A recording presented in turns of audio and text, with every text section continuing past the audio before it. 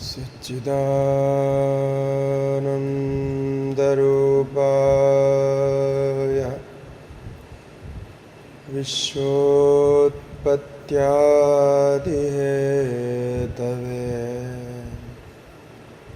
तापत्रयविनाशाय श्रीकृष्णाय वयं नमः। यं प्रवचन्तमनुपेतमुपेतकृत्यं द्वैपायनो विरहकातर आजुहाव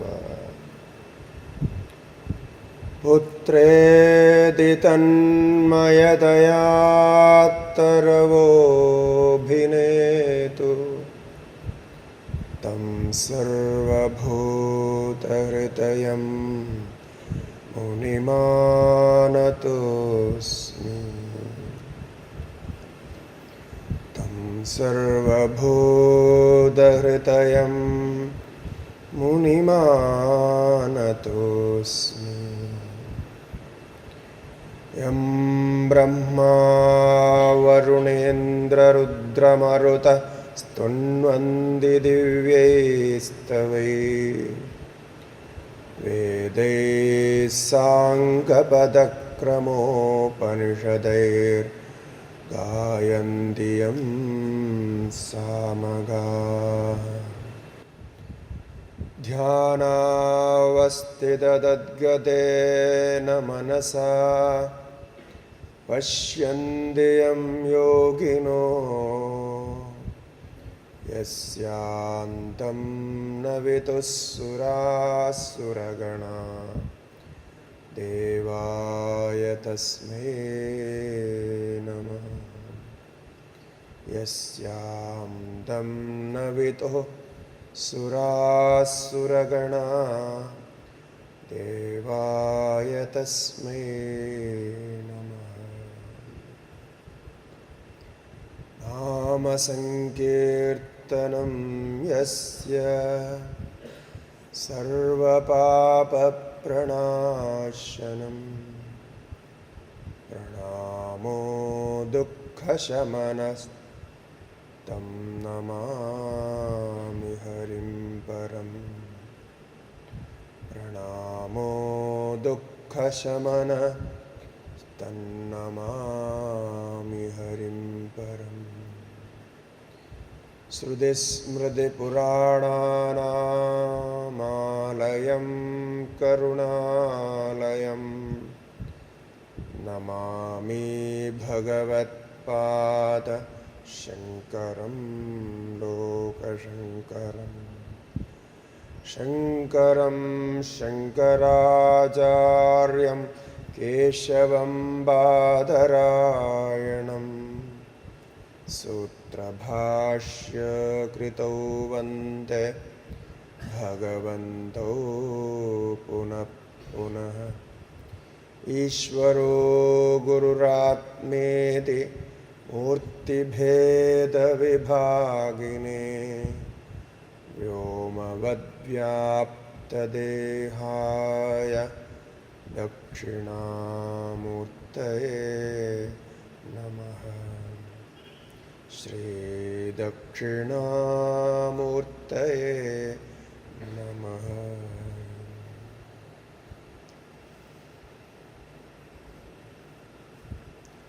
श्रीगुरुभ्यो नमः। हरिः ओम्। ओम नमो नारायणाय।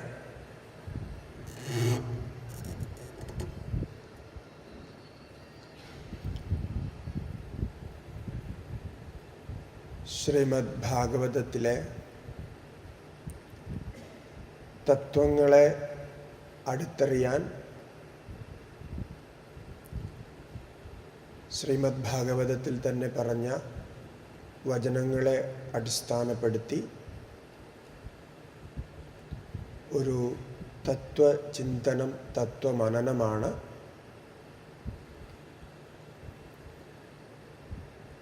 ഇന്നലെ തത്വചിന്തന വിചാരത്തിൽ പരമാത്മാവിൻ്റെ സ്വരൂപം ഉപനിഷത്തുക്കളിലും വേദങ്ങളിലും ശാസ്ത്രങ്ങളിലും പറയപ്പെട്ടത് എങ്ങനെയാണ് ശ്രീമദ് ഭാഗവതത്തിലും അതുപോലെ ആ അനുഭവം, സച്ചിദാനന്ദ അനുഭവം നമുക്കെങ്ങനെ സാക്ഷാത്കരിക്കാം, ഇതൊക്കെയാണ് കഴിഞ്ഞ ദിവസം ചിന്തിച്ചത്.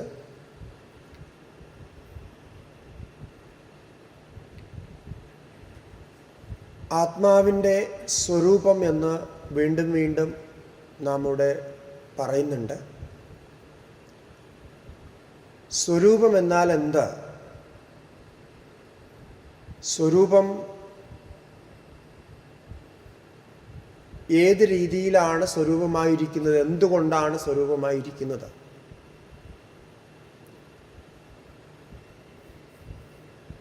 ചിലപ്പോഴൊക്കെ ഭഗവാന്റെ സ്വരൂപം, ആത്മസ്വരൂപം, ബ്രഹ്മസ്വരൂപം എന്നൊക്കെ പറയുമ്പോൾ അത് എന്തോ ഒന്നാണ്, വലിയ എന്തോ ഒരു സംഗതിയാണ്, അത് കേൾക്കേണ്ടതാണ്, അറിയേണ്ടതാണെന്നൊക്കെ തോന്നുമെങ്കിലും വാസ്തവത്തിൽ സ്വരൂപം എന്നതുകൊണ്ട് പ്രതിപാദ്യമായിരിക്കുന്നത് എന്ത് എന്ന് പലപ്പോഴും നമ്മൾ ചിന്തിക്കാറില്ല. അപ്പം ഇന്ന് വേദാന്ത പ്രക്രിയയുടെ അടിസ്ഥാനത്തിൽ ശ്രീമദ് ഭാഗവതത്തിൻ്റെ ഒരു പൂർണ്ണമായ രൂപം, അതിൻ്റെ ആദിയിൽ അന്തത്തിൽ ഒക്കെ എന്താണ് പറഞ്ഞത്, അതിൽ നിന്നുകൊണ്ട് ശാസ്ത്രീയമായ ഒരു വിശ്ലേഷണം എങ്ങനെ സാധ്യമാകുന്നു എന്ന് ചിന്തിക്കാം. ഭാഗവതത്തിൽ അതിൻ്റെ അഭ്യാസം, അതിൻ്റെ പരിശീലനം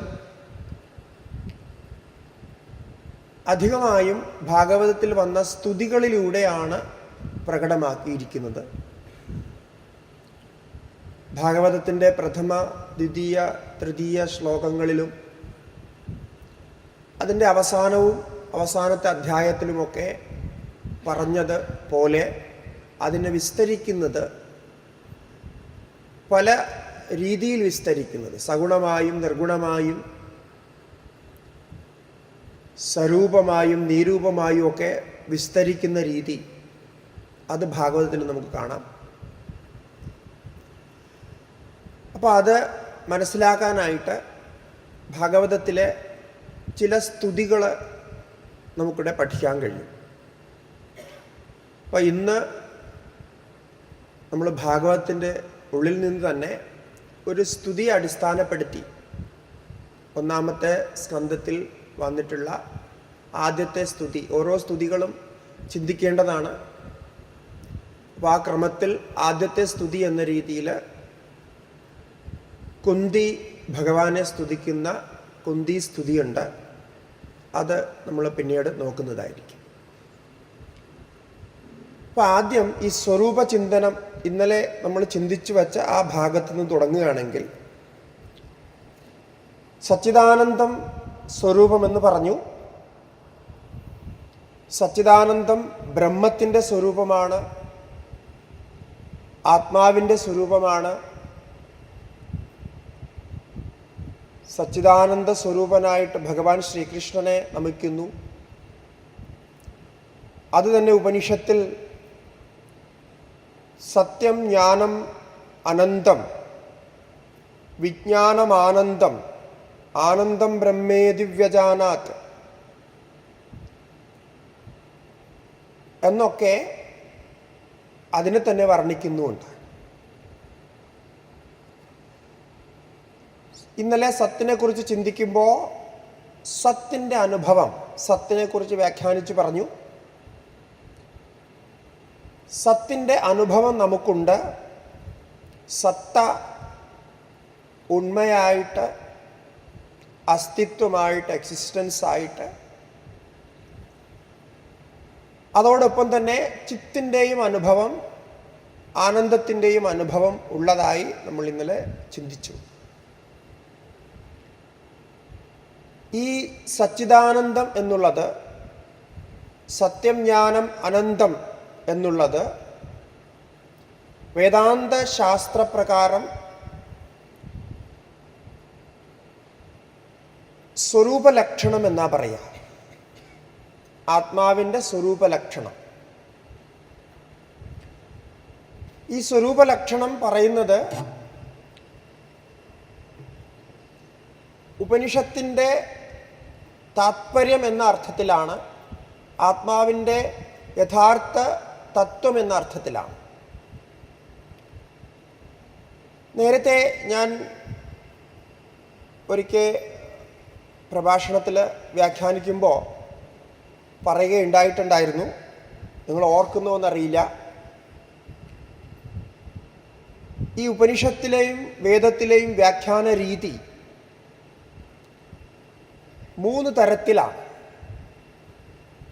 ഇപ്പോൾ ഈ സച്ചിദാനന്ദ ബ്രഹ്മത്തിൻ്റെ സ്വരൂപലക്ഷണം വേദം ഉദ്ഘോഷിക്കുന്നത്, വേദങ്ങളും സ്മൃതികളും ധർമ്മശാസ്ത്രങ്ങളും പുരാണങ്ങളും ഇതിഹാസങ്ങളും ശ്രീമദ് ഭാഗവതത്തിലുമൊക്കെ വ്യാഖ്യാനിച്ച് കാണിക്കുന്ന രീതി, അത് 3 തരത്തിലുണ്ട് എന്ന്. ഒന്നാമത്തെ രീതി തത്വകഥനം എന്ന് പറയുന്നതാണ്. തത്വകഥനം എന്ന രീതി ഇതൊരു ശൈലിയാണ്. ഇതിലെന്താ ചെയ്യുക? യഥാർത്ഥമായ വസ്തുവിൻ്റെ സ്വരൂപം അതങ്ങനെ തന്നെ പദങ്ങൾ ഉപയോഗിച്ച് പറയുന്നു.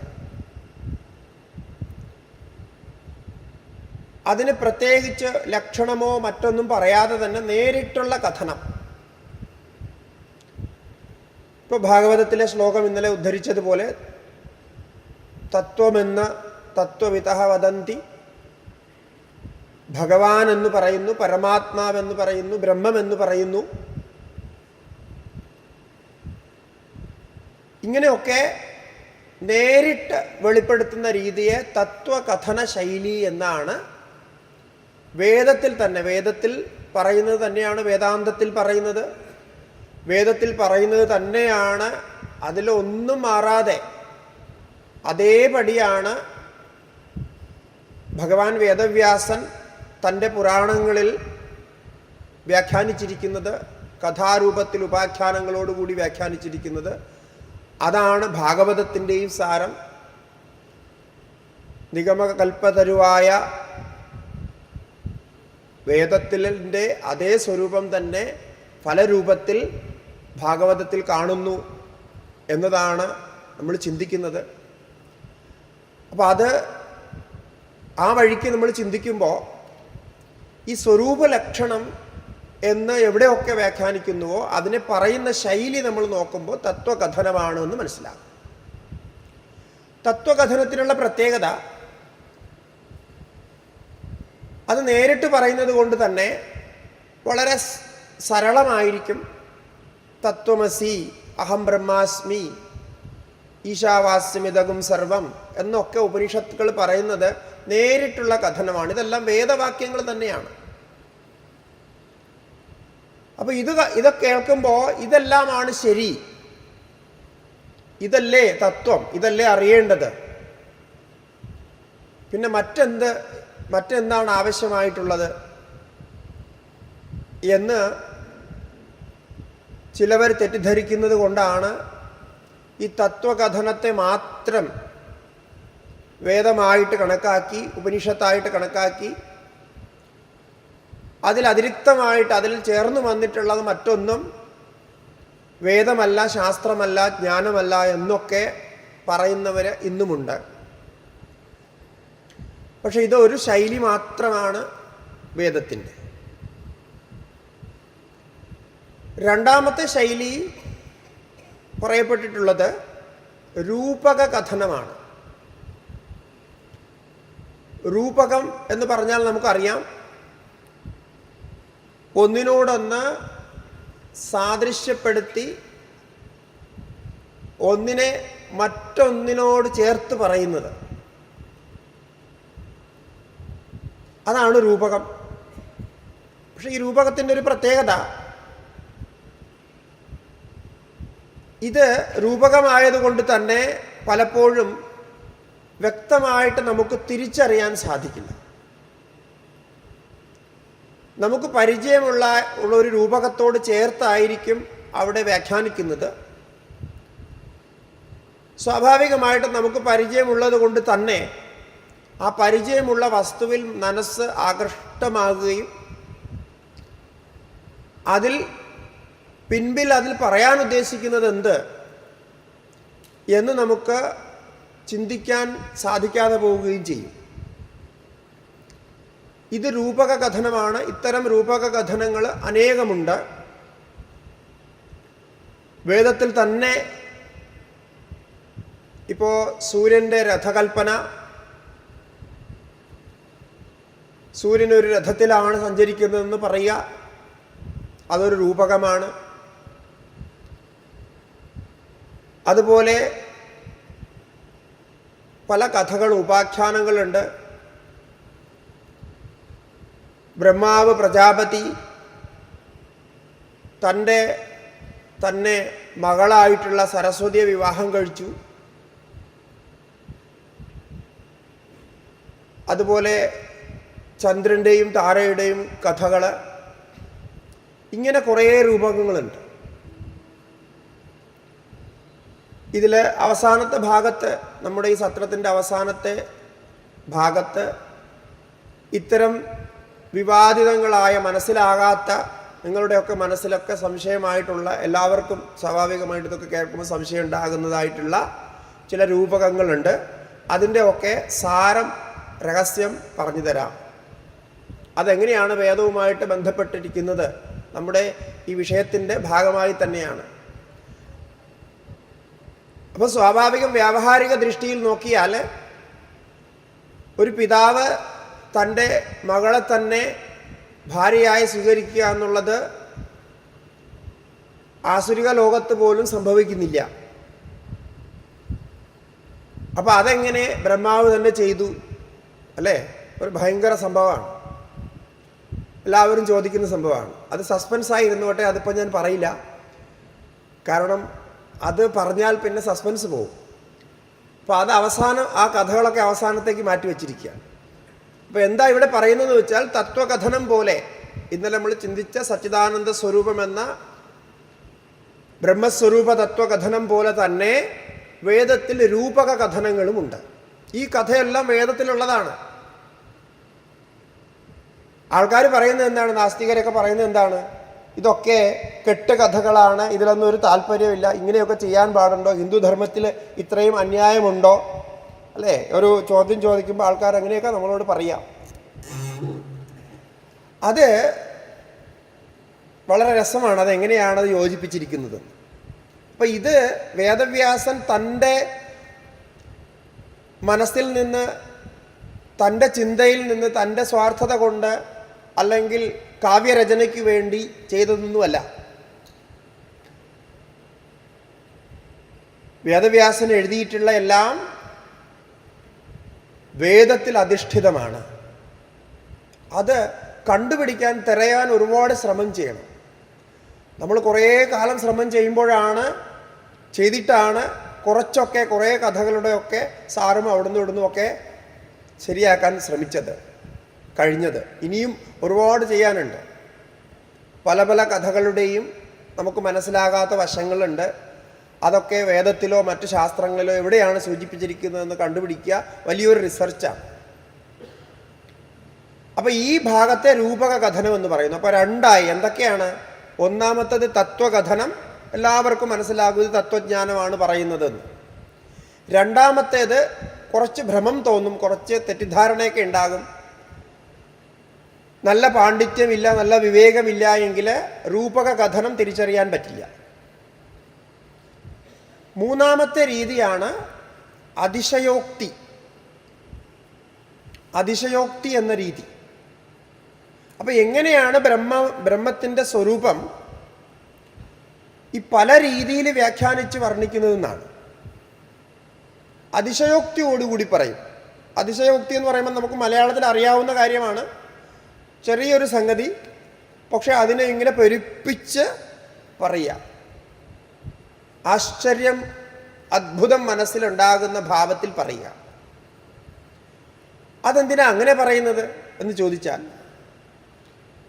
ആശ്ചര്യമുണ്ടാകുമ്പോൾ അത്ഭുതമുണ്ടാകുമ്പോൾ അത്ഭുതം ഊറുന്ന വാക്കുകൾ കേട്ടാൽ നമ്മുടെ മനസ്സിൽ അത്യാകാംക്ഷ ഉണ്ടാകുകയും അതിയായ ആകാംക്ഷ ഉണ്ടാകുകയും അതെന്തൊരു വലിയ സാധനമാണ് എന്ന ഒരു മനസ്സിലൊരു പെട്ടെന്നൊരു ഉന്മേഷമായിട്ടുള്ളൊരു ചിന്തനം വരികയും ചെയ്യും. ഇതുകൊണ്ട് സംഭവിക്കുന്നത് എന്തെന്ന് ചോദിച്ചാൽ, ഈ കഥയൊക്കെ നിങ്ങൾ കേട്ടിരിക്കും. വേദാന്തത്തിൻ്റെ ആ ഒരു തത്വം മാത്രം ഇങ്ങനെ കേട്ടിരുന്നാൽ കുറച്ച് കഴിയുമ്പോൾ ബോറടിക്കും, പിന്നെ ഉറക്കം തൂങ്ങാൻ തുടങ്ങും, ക്ഷീണം വരും, വെള്ളം കുടിക്കണമെന്ന് തോന്നും, അല്ലെ കാലും കൈയൊക്കെ നിവർത്തണമെന്ന് സ്ട്രെച്ച് ചെയ്യണമെന്ന് തോന്നും, ഇങ്ങനെയൊക്കെ തോന്നും. പക്ഷേ എത്ര രസകരമായിട്ടാണ് ഈ വ്യവസ്ഥ വച്ചിരിക്കുന്നത് നോക്കുക. അപ്പം ആ സമയത്ത് ഒരു അതിശയോക്തി ഉണ്ടാക്കുന്ന, ഒരു അത്ഭുതമൂറുന്ന ഒരു കഥ പറഞ്ഞാൽ, ഒരു കഥയോട് ചേർത്ത് പറഞ്ഞാൽ അപ്പം നമ്മുടെ ഉന്മേഷവാന്മാരാവും. അതെന്തുകൊണ്ടാണ് അങ്ങനെ സംഭവിക്കുന്നതെന്ന് ചിന്തിച്ചിട്ടുണ്ടോ? അതിന് കാരണം അതിനൊരു മനഃശാസ്ത്രമുണ്ട്, അതൊരു ബ്രെയിനിൻ്റെ ഫങ്ഷനാണ്. അങ്ങനെയുള്ള സംഗതികൾ കേൾക്കുമ്പോൾ, പെട്ടെന്ന് തമാശ കേൾക്കുമ്പോൾ, അതുപോലെ അത്ഭുതങ്ങൾ കേൾക്കുമ്പോൾ, അല്ലെങ്കിൽ അത്തരത്തിൽ സങ്കടം ഉണ്ടാക്കുന്ന കാര്യങ്ങളും ആകാം. അപ്പോൾ ബ്രെയിനിൻ്റെ ആക്ടിവിറ്റി വളരെ ഫാസ്റ്റാവും. ആ ബ്രെയിനിൽ ഈ പ്രവർത്തനത്തിൻ്റെ ഭാഗമായി ചില ജോയിൻറ്റുകളുണ്ട്. ഇങ്ങനെ പല പ്രവർത്തനം ചേർന്ന് പോകുന്ന ആ ഒരു ജോയിൻറ്റിന് അതിൻ്റെ സിനോപ്സിസ് എന്നൊക്കെ അതിന് പറയും. നമ്മൾ പറഞ്ഞാൽ അതിൻ്റെ കണക്ടിവിറ്റി. അപ്പോൾ ഇത്തരം കാര്യങ്ങൾ കേൾക്കുമ്പോൾ അതിൻ്റെ കണക്ടിവിറ്റി പെട്ടെന്ന് ആക്റ്റീവാവും. അതിലിങ്ങനെ ബൾബ് കത്തുന്ന മാതിരി കത്താൻ തുടങ്ങും. അങ്ങനെ കത്തിക്കഴിഞ്ഞാൽ നമ്മൾ വളരെ ഫ്രഷാവും, ഉന്മേഷം ഉണ്ടാകും. ഉന്മേഷം ഉണ്ടായാൽ വീണ്ടും നമുക്ക് കൂടുതൽ ശ്രദ്ധിച്ച് കേൾക്കാൻ സാധിക്കും. പിന്നെയും ഒരു 3/4 മണിക്കൂറോളം സമയം ശ്രദ്ധ ഉണ്ടാകാനുള്ള സാധ്യതയുണ്ട്, കോൺസെൻട്രേഷൻ ഉണ്ടാകാനുള്ള സാധ്യതയുണ്ട്.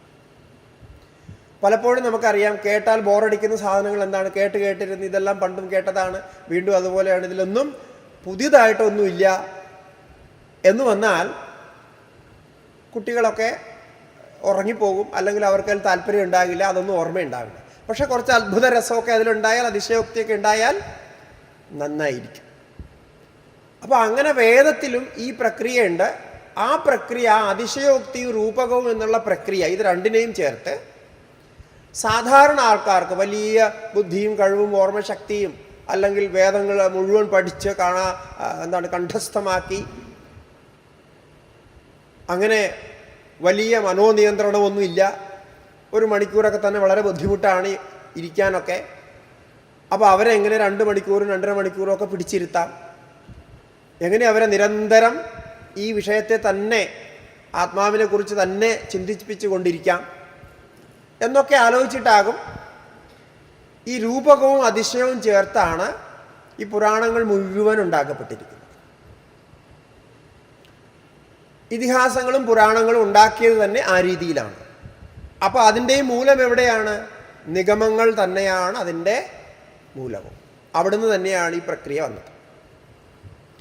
അപ്പോൾ തത്വകഥനം, രൂപകകഥനം, അതിശയോക്തി, ഇതിലെല്ലാം ഉണ്ടാവുക എന്താണെന്ന് ചോദിച്ചാൽ, എല്ലാത്തിലും ഉണ്ടാകുക ഒരേ തത്വം തന്നെയാണ്, ഒരേ വസ്തുത തന്നെയാണ്. അവിടെ ഭേദമൊന്നും വരില്ല, അതിൽ തെറ്റിദ്ധരിക്കാൻ പാടില്ല. അപ്പോൾ സത്തയായിട്ടുള്ള സച്ചിദാനന്ദ ബ്രഹ്മത്തെ തന്നെ ഉപനിഷത്ത് പറയുന്ന ഒരു രീതിയിലായിരിക്കും, വേദാന്തത്തിലെ മറ്റ് ഗ്രന്ഥങ്ങൾ, പ്രകരണ ഗ്രന്ഥങ്ങളിൽ പറയുന്നത് മറ്റൊരു രീതിയിലായിരിക്കും. അതേ തത്വം ശ്രീമദ് ഭാഗവതത്തിലും മറ്റും വരുമ്പോൾ മറ്റൊരു രീതിയിലായിരിക്കും. അപ്പോൾ അതിനെന്താണ്? ഈ പ്രക്രിയ അറിയണം. ഈ പ്രക്രിയ ഞാൻ പറയുന്നത് മെത്തഡോളജി, അതിൻ്റെ രീതി, അതിൻ്റെ ശൈലി, അതിനൊരു വ്യവസ്ഥിതമായ പരിപാടിയുണ്ട്. ആ പരിപാടി എന്താണ്, ആ വ്യവസ്ഥിതമായ എന്താണ് ആ ഒരു ക്രമം എന്ന് മനസ്സിലാക്കിയാൽ എവിടെ അധ്യയനം ചെയ്താലും നമുക്കതിൻ്റെ അർത്ഥം മനസ്സിലാകും. ഇപ്പം രാമായണം കേൾക്കുമ്പോഴും എത്രയധികം സംശയങ്ങളുണ്ട് അതിൽ. രാമൻ സീതയെ ഉപേക്ഷിച്ചത് എന്തുകൊണ്ട്, അല്ലെങ്കിൽ അച്ഛൻ വനത്തിൽ പോകാൻ പറഞ്ഞപ്പോൾ ഉടനെ തന്നെ വനത്തിലേക്ക് പോയത് എന്തുകൊണ്ട്, ഭരതൻ പറഞ്ഞത് എന്തുകൊണ്ട് അനുസരിച്ചില്ല, എന്തെല്ലാം സംശയങ്ങളാണ് രാമായണത്തെക്കുറിച്ച് ഇന്നും നിലനിൽക്കുന്നത്. അതുപോലെ ഭാഗവതത്തെക്കുറിച്ച് ഇപ്പോൾ ഈ പറഞ്ഞ കഥകളൊക്കെ ഭഗവാൻ വെണ്ണ മോഷ്ടിച്ചത് എന്തുകൊണ്ട്, ഭഗവാനായിട്ട് വെണ്ണ മോഷ്ടിക്കുന്നത് ശരിയായിട്ടുള്ള കാര്യമല്ല, വസ്ത്രഹരണം ചെയ്തു അതെന്തുകൊണ്ട്, അതും ഒരു ശരിയായിട്ടുള്ള പ്രവൃത്തിയായിട്ട് ലോകവ്യവഹാരത്തിൽ കാണുന്നില്ല. രാസലീല ചെയ്തു അതും ശരിയല്ല, മറ്റുള്ളവരുടെ ഭാര്യമാരോടൊപ്പം ശരദ് ഋതുവിൽ പൂർണിമ ദിവസം രാസനൃത്യമാടുക, ഇതൊന്നൊക്കെ ഇന്നൊന്നും പോലും നമുക്ക് ചിന്തിക്കാൻ പറ്റാത്തൊരു കാലമാണ്. അപ്പോൾ ഇങ്ങനെയൊക്കെ ചെയ്തത് എന്തുകൊണ്ട് എന്ന് നമുക്ക് മനസ്സിലാകുന്നില്ല. അപ്പോൾ ഇവിടെയാണ് നമ്മുടെ അല്ലെങ്കിൽ എന്താ പറയുക സംശയം കിടക്കുന്നത്. അവിടെയാണ് ഈ ഭാഗവതവും ഇത്തരത്തിലുള്ള ശാസ്ത്രങ്ങൾ നമ്മുടെ മനസ്സിനെ പിടിച്ച് കെട്ടുന്നത്. അപ്പോൾ ഈ കഥകളൊക്കെ കേൾക്കുമ്പോൾ നമുക്ക് രസമാണ്. രാസലീല ചെയ്തത് ഭഗവാൻ ശരിയല്ലെങ്കിലും രാസലീലയുടെ കഥകൾ കേൾക്കുന്നത് അല്ലെങ്കിൽ ഗോപികാ ഗീതമൊക്കെ ചൊല്ലുന്നത് വളരെ ഇഷ്ടമാണല്ലോ. ചെയ്തത് തെറ്റാണ് എന്ന് മറ്റൊരു മനസ്സ് പറയുന്നു, പക്ഷേ എന്നാലും അത് കേൾക്കാൻ കൊള്ളാം. അതിൻ്റെ കഥകളൊക്കെ കേട്ടിരിക്കാൻ ആൾക്കാർക്കും എല്ലാവർക്കും ഇഷ്ടമാണ്. അപ്പോൾ ഈ ബാലലീലകളിൽ എന്തെല്ലാം ലീലകളാണുള്ളത്. ന്യായമായിട്ട് ചെയ്ത ലീലകൾ വളരെ കുറവേ ഉള്ളൂ. എല്ലാ ലീലകളിലും എന്തെങ്കിലും ഒരു അന്യായം കാണുന്നുണ്ട്, നമുക്ക് മനസ്സിലാകാത്ത അന്യായം. അപ്പോൾ ഇതിലെ ചില കഥകളൊക്കെ ഉണ്ട്. അതിൽ ഈ പറഞ്ഞതുപോലെ വേദത്തിൻ്റെ അതിൻ്റെ എന്താണ് സാരമെന്നൊക്കെ നമുക്ക് സമയം കിട്ടുന്നത് പോലെ ഒരു 3-4 നോക്കാം. കാരണം കുറേ കാലത്തെ ശ്രമത്തിന് ശേഷം ഈ 3-4 നമ്മളൊന്ന് സെറ്റാക്കി വെച്ചിരിക്കുന്നത്. അപ്പോൾ അത് പറഞ്ഞു തരാം. ഇനിയും കുറച്ചുകൂടി ചെയ്യാനുണ്ട്. അപ്പോൾ അതിന് ഒരുപാട് സമയം വേണം. പല പുസ്തകങ്ങൾ റെഫർ ചെയ്യണം. ഗർഭസംഹിത, അതുപോലെ വേദത്തിലെ പുസ്തകങ്ങൾ, വേദത്തിൽ ഇത് എവിടെയാണ് പറയുന്നത്, എന്താ കഥ, എവിടുന്ന് എന്നൊക്കെ നോക്കുക കുറച്ച് സമയമെടുക്കുന്ന കാര്യമാണ്. അതിലിപ്പോൾ അധികം പേരൊന്നും അങ്ങനെ പരിശ്രമിക്കുന്നുമില്ല. ഞാൻ പല കുട്ടികളോടും PhD ചെയ്യുന്നവരോടൊക്കെ പറഞ്ഞു നോക്കി. അവർ കുറച്ച് പരിശ്രമം ചെയ്താൽ കുറേ കാര്യങ്ങൾ ഇതൊക്കെ കണ്ടുപിടിക്കാൻ സാധിക്കുമെന്ന്. അങ്ങനെ കണ്ടുപിടിക്കണമെന്ന് ഭാഗവതത്തിൽ തന്നെ പറയുന്നുണ്ട്. എവിടെയാണോ ഇത് പറയുന്നത് അവിടെ ഇത് സൂചിപ്പിക്കുന്നുണ്ട്. പക്ഷേ ആ സൂചന പോലും നമ്മൾ ശ്രദ്ധിക്കില്ല. കാരണം ആ സൂചന നമ്മളെ സംബന്ധിച്ചിടത്തോളം സാമാന്യ ഒരു വാക്യമായിരിക്കും. പക്ഷേ അതിലൂടെ സൂചിപ്പിക്കുന്നത് നിങ്ങൾ സാധിക്കുമെങ്കിൽ ഇതിൻ്റെ രസം, ഇതിൻ്റെ തത്വം കണ്ടെത്തിക്കോളൂ. അപ്പം അങ്ങനെയുള്ള വ്യാഖ്യാനങ്ങളുടെ ഒരു വിസ്തൃതമായ രൂപം പറയുമ്പോൾ അവിടെ തത്വജ്ഞാനമാണ് പറയുന്നത്, സച്ചിദാനന്ദ സ്വരൂപ വ്യാഖ്യാനമാണ് ചെയ്യുന്നതെന്ന് നമുക്കറിയാൻ സാധിക്കില്ല. അപ്പോൾ ഇതാണ് 3 കഥനങ്ങൾ. അത് ഓർത്തോ, 3 കഥനങ്ങൾ എന്തൊക്കെയാണ്? തത്വകഥനം, രൂപക കഥനം. രൂപക കഥനത്തിന് ഉപമ എന്നും പറയാം, അലങ്കാരം എന്നും പറയാം, അല്ലെങ്കിൽ ദൃഷ്ടാന്തമെന്നും പറയാം. ഇപ്പോൾ രൂപകമെന്ന് പറയുന്നു സാമാന്യ രീതിയിൽ, സാഹിത്യ ഭാഷയിൽ രൂപകമെന്ന് പറഞ്ഞാൽ അത് നന്നായിരിക്കും അതിൻ്റെ ഒരു അർത്ഥം. ഈ 3 രീതിയിലാണ് വ്യാഖ്യാനിക്കുന്നത്. 3 രീതി എടുത്തു കഴിഞ്ഞാൽ ഏതൊരു ഗ്രന്ഥമെടുത്താലും, വേദം മുതൽ ഇങ്ങോട്ടുള്ള ഏകദേശം 14 വിഭാഗത്തിലുള്ള ഗ്രന്ഥങ്ങളുണ്ട്. ഈ ഏത് ഗ്രന്ഥമെടുത്താലും അതിൻ്റെ ഒക്കെ ഒരു സാരം നമുക്ക് മനസ്സിലാക്കാൻ പറ്റും. ഏതാണ്, എങ്ങോട്ടാണ്, എങ്ങനെയാണ് പറയുന്നത്. അപ്പോൾ ഇതൊരു ടെക്നിക്കൽ കാര്യമാണ് നിങ്ങൾക്ക് പറഞ്ഞു തന്നത്. ഇനി ഇതിനോടൊപ്പം വരുന്ന മറ്റൊരു ടെക്നിക്കൽ കാര്യം കൂടിയുണ്ട്. അതെന്തെന്ന് ചോദിച്ചാൽ ഇതിലെ ഭാഷാരീതിയുണ്ട്. ഉപയോഗിക്കുന്ന ഭാഷാരീതി അതും 3 തരത്തിലുണ്ട്. സമാധി ഭാഷ, ലൗകിക ഭാഷ, പരകീയ ഭാഷ. അതിനൊന്ന് രണ്ട് ഉദാഹരണം പറയുമ്പോൾ നിങ്ങൾക്ക് മനസ്സിലാകും. സമാധി ഭാഷ എന്ന് പറഞ്ഞാൽ നമുക്ക് ആ പദത്തിൻ്റെ അർത്ഥം അറിയാം. സമാധി എന്ന് പറഞ്ഞാൽ കുറേ യോഗാഭ്യാസങ്ങളൊക്കെ ചെയ്ത് നിരന്തരം ശ്രവണ മനന നിധ്യാസനങ്ങളൊക്കെ ചെയ്ത് അല്ലെങ്കിൽ ശമധമ ആദികൾ പ്രാക്ടീസ് ചെയ്ത് ആസന പ്രാണായാമ പ്രത്യാഹാര ധാരണ ധ്യാന സമാധികളൊക്കെ ചെയ്ത് ആ സമാധി നല്ലപോലെ അഭ്യസിച്ച് അല്ലെങ്കിൽ അഷ്ടവിധ നവവിധ ഭക്തി ഭാവത്തോടുകൂടി ശ്രവണാദികൾ ചെയ്ത് ഭഗവത് ആരാധന ചെയ്ത് അങ്ങനെ ഭഗവാനിൽ തന്നെ മനസ്സിനെ ഏകാഗ്രമാക്കി ഏതായാലും ഏത് മാർഗത്തിലൂടെ ആയാലും യോഗമാർഗമാകട്ടെ ജ്ഞാനമാർഗമാകട്ടെ ഭക്തിമാർഗമാകട്ടെ ഏതിലൂടെ ആയാലും സമാധിയെ പ്രാപിച്ചിരിക്കുന്നവർക്ക് ആ സമാധി അവസ്ഥയിൽ, അപ്പോൾ സമാധി അവസ്ഥയെ പ്രാപിച്ചിരിക്കുന്നവർക്ക് ഒരു പ്രത്യേകതയുണ്ടാവും. അതെന്താണ്? അവരുടെ മനസ്സ് അത്തരം സൂക്ഷ്മ തത്വങ്ങളെ അറിയാൻ, ചിന്തിക്കാൻ, അവിടെ ഏകാഗ്രമാകാൻ യോഗ്യമായിരിക്കും. അങ്ങനെയുള്ള മനസ്സായിരിക്കും, അങ്ങനെയുള്ള ബുദ്ധി ആയിരിക്കും അവരുടേത്.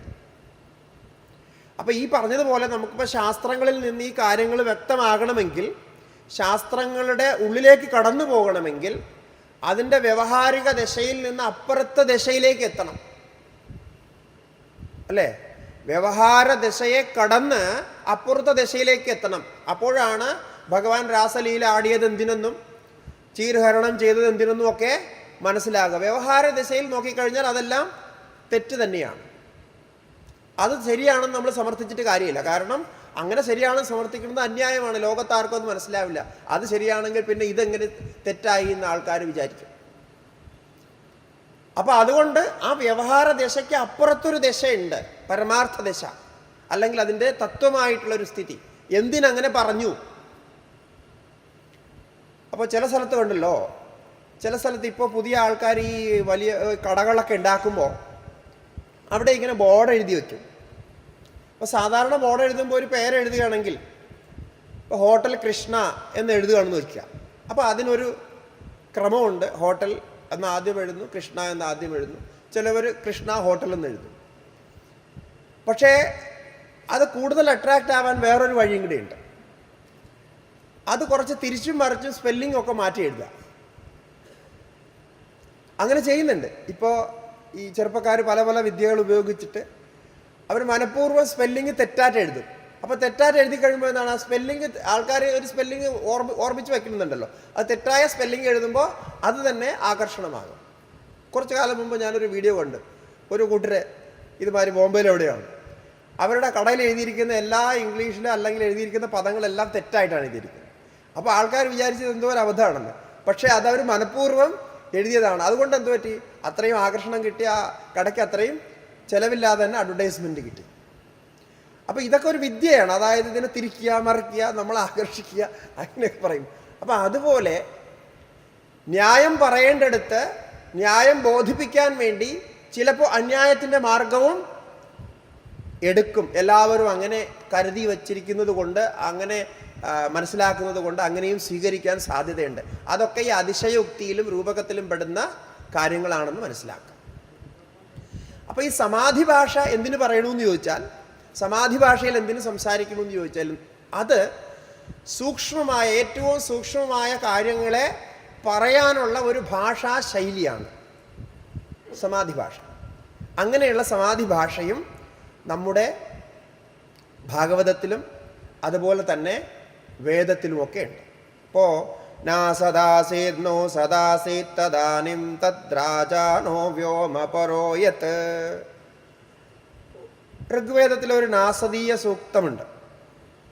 ഈ നാസദീയ സൂക്തം മുമ്പ് സത്തും ഉണ്ടായിരുന്നില്ല, അസത്തും ഉണ്ടായിരുന്നില്ല, സദസത്തും ഉണ്ടായിരുന്നില്ല, അങ്ങനെയാ പറയുന്നത്. ഒന്നും ഉണ്ടായിരുന്നില്ല. അപ്പം സത്ത് എന്ന് പറഞ്ഞാൽ അസ്തിത്വം, അസത്ത് എന്ന് പറഞ്ഞാൽ അസ്തിത്വമില്ലായ്മ, സദസത്ത് എന്ന് പറഞ്ഞാൽ ഇത് രണ്ടും കൂടെ ചേർന്നത്. ഇതൊന്നുമില്ലായിരുന്നു. എന്താ മനസ്സിലാകുക? ഒന്നും മനസ്സിലാകും. അപ്പോൾ ഇന്നലെ സ്വാമിജി ഇവിടെ രാവിലെ മാണ്ഡുക്യ ഉപനിഷത്തിലെ വളരെ സുന്ദരമായ മന്ത്രം ഉച്ചരിച്ചിരുന്നു.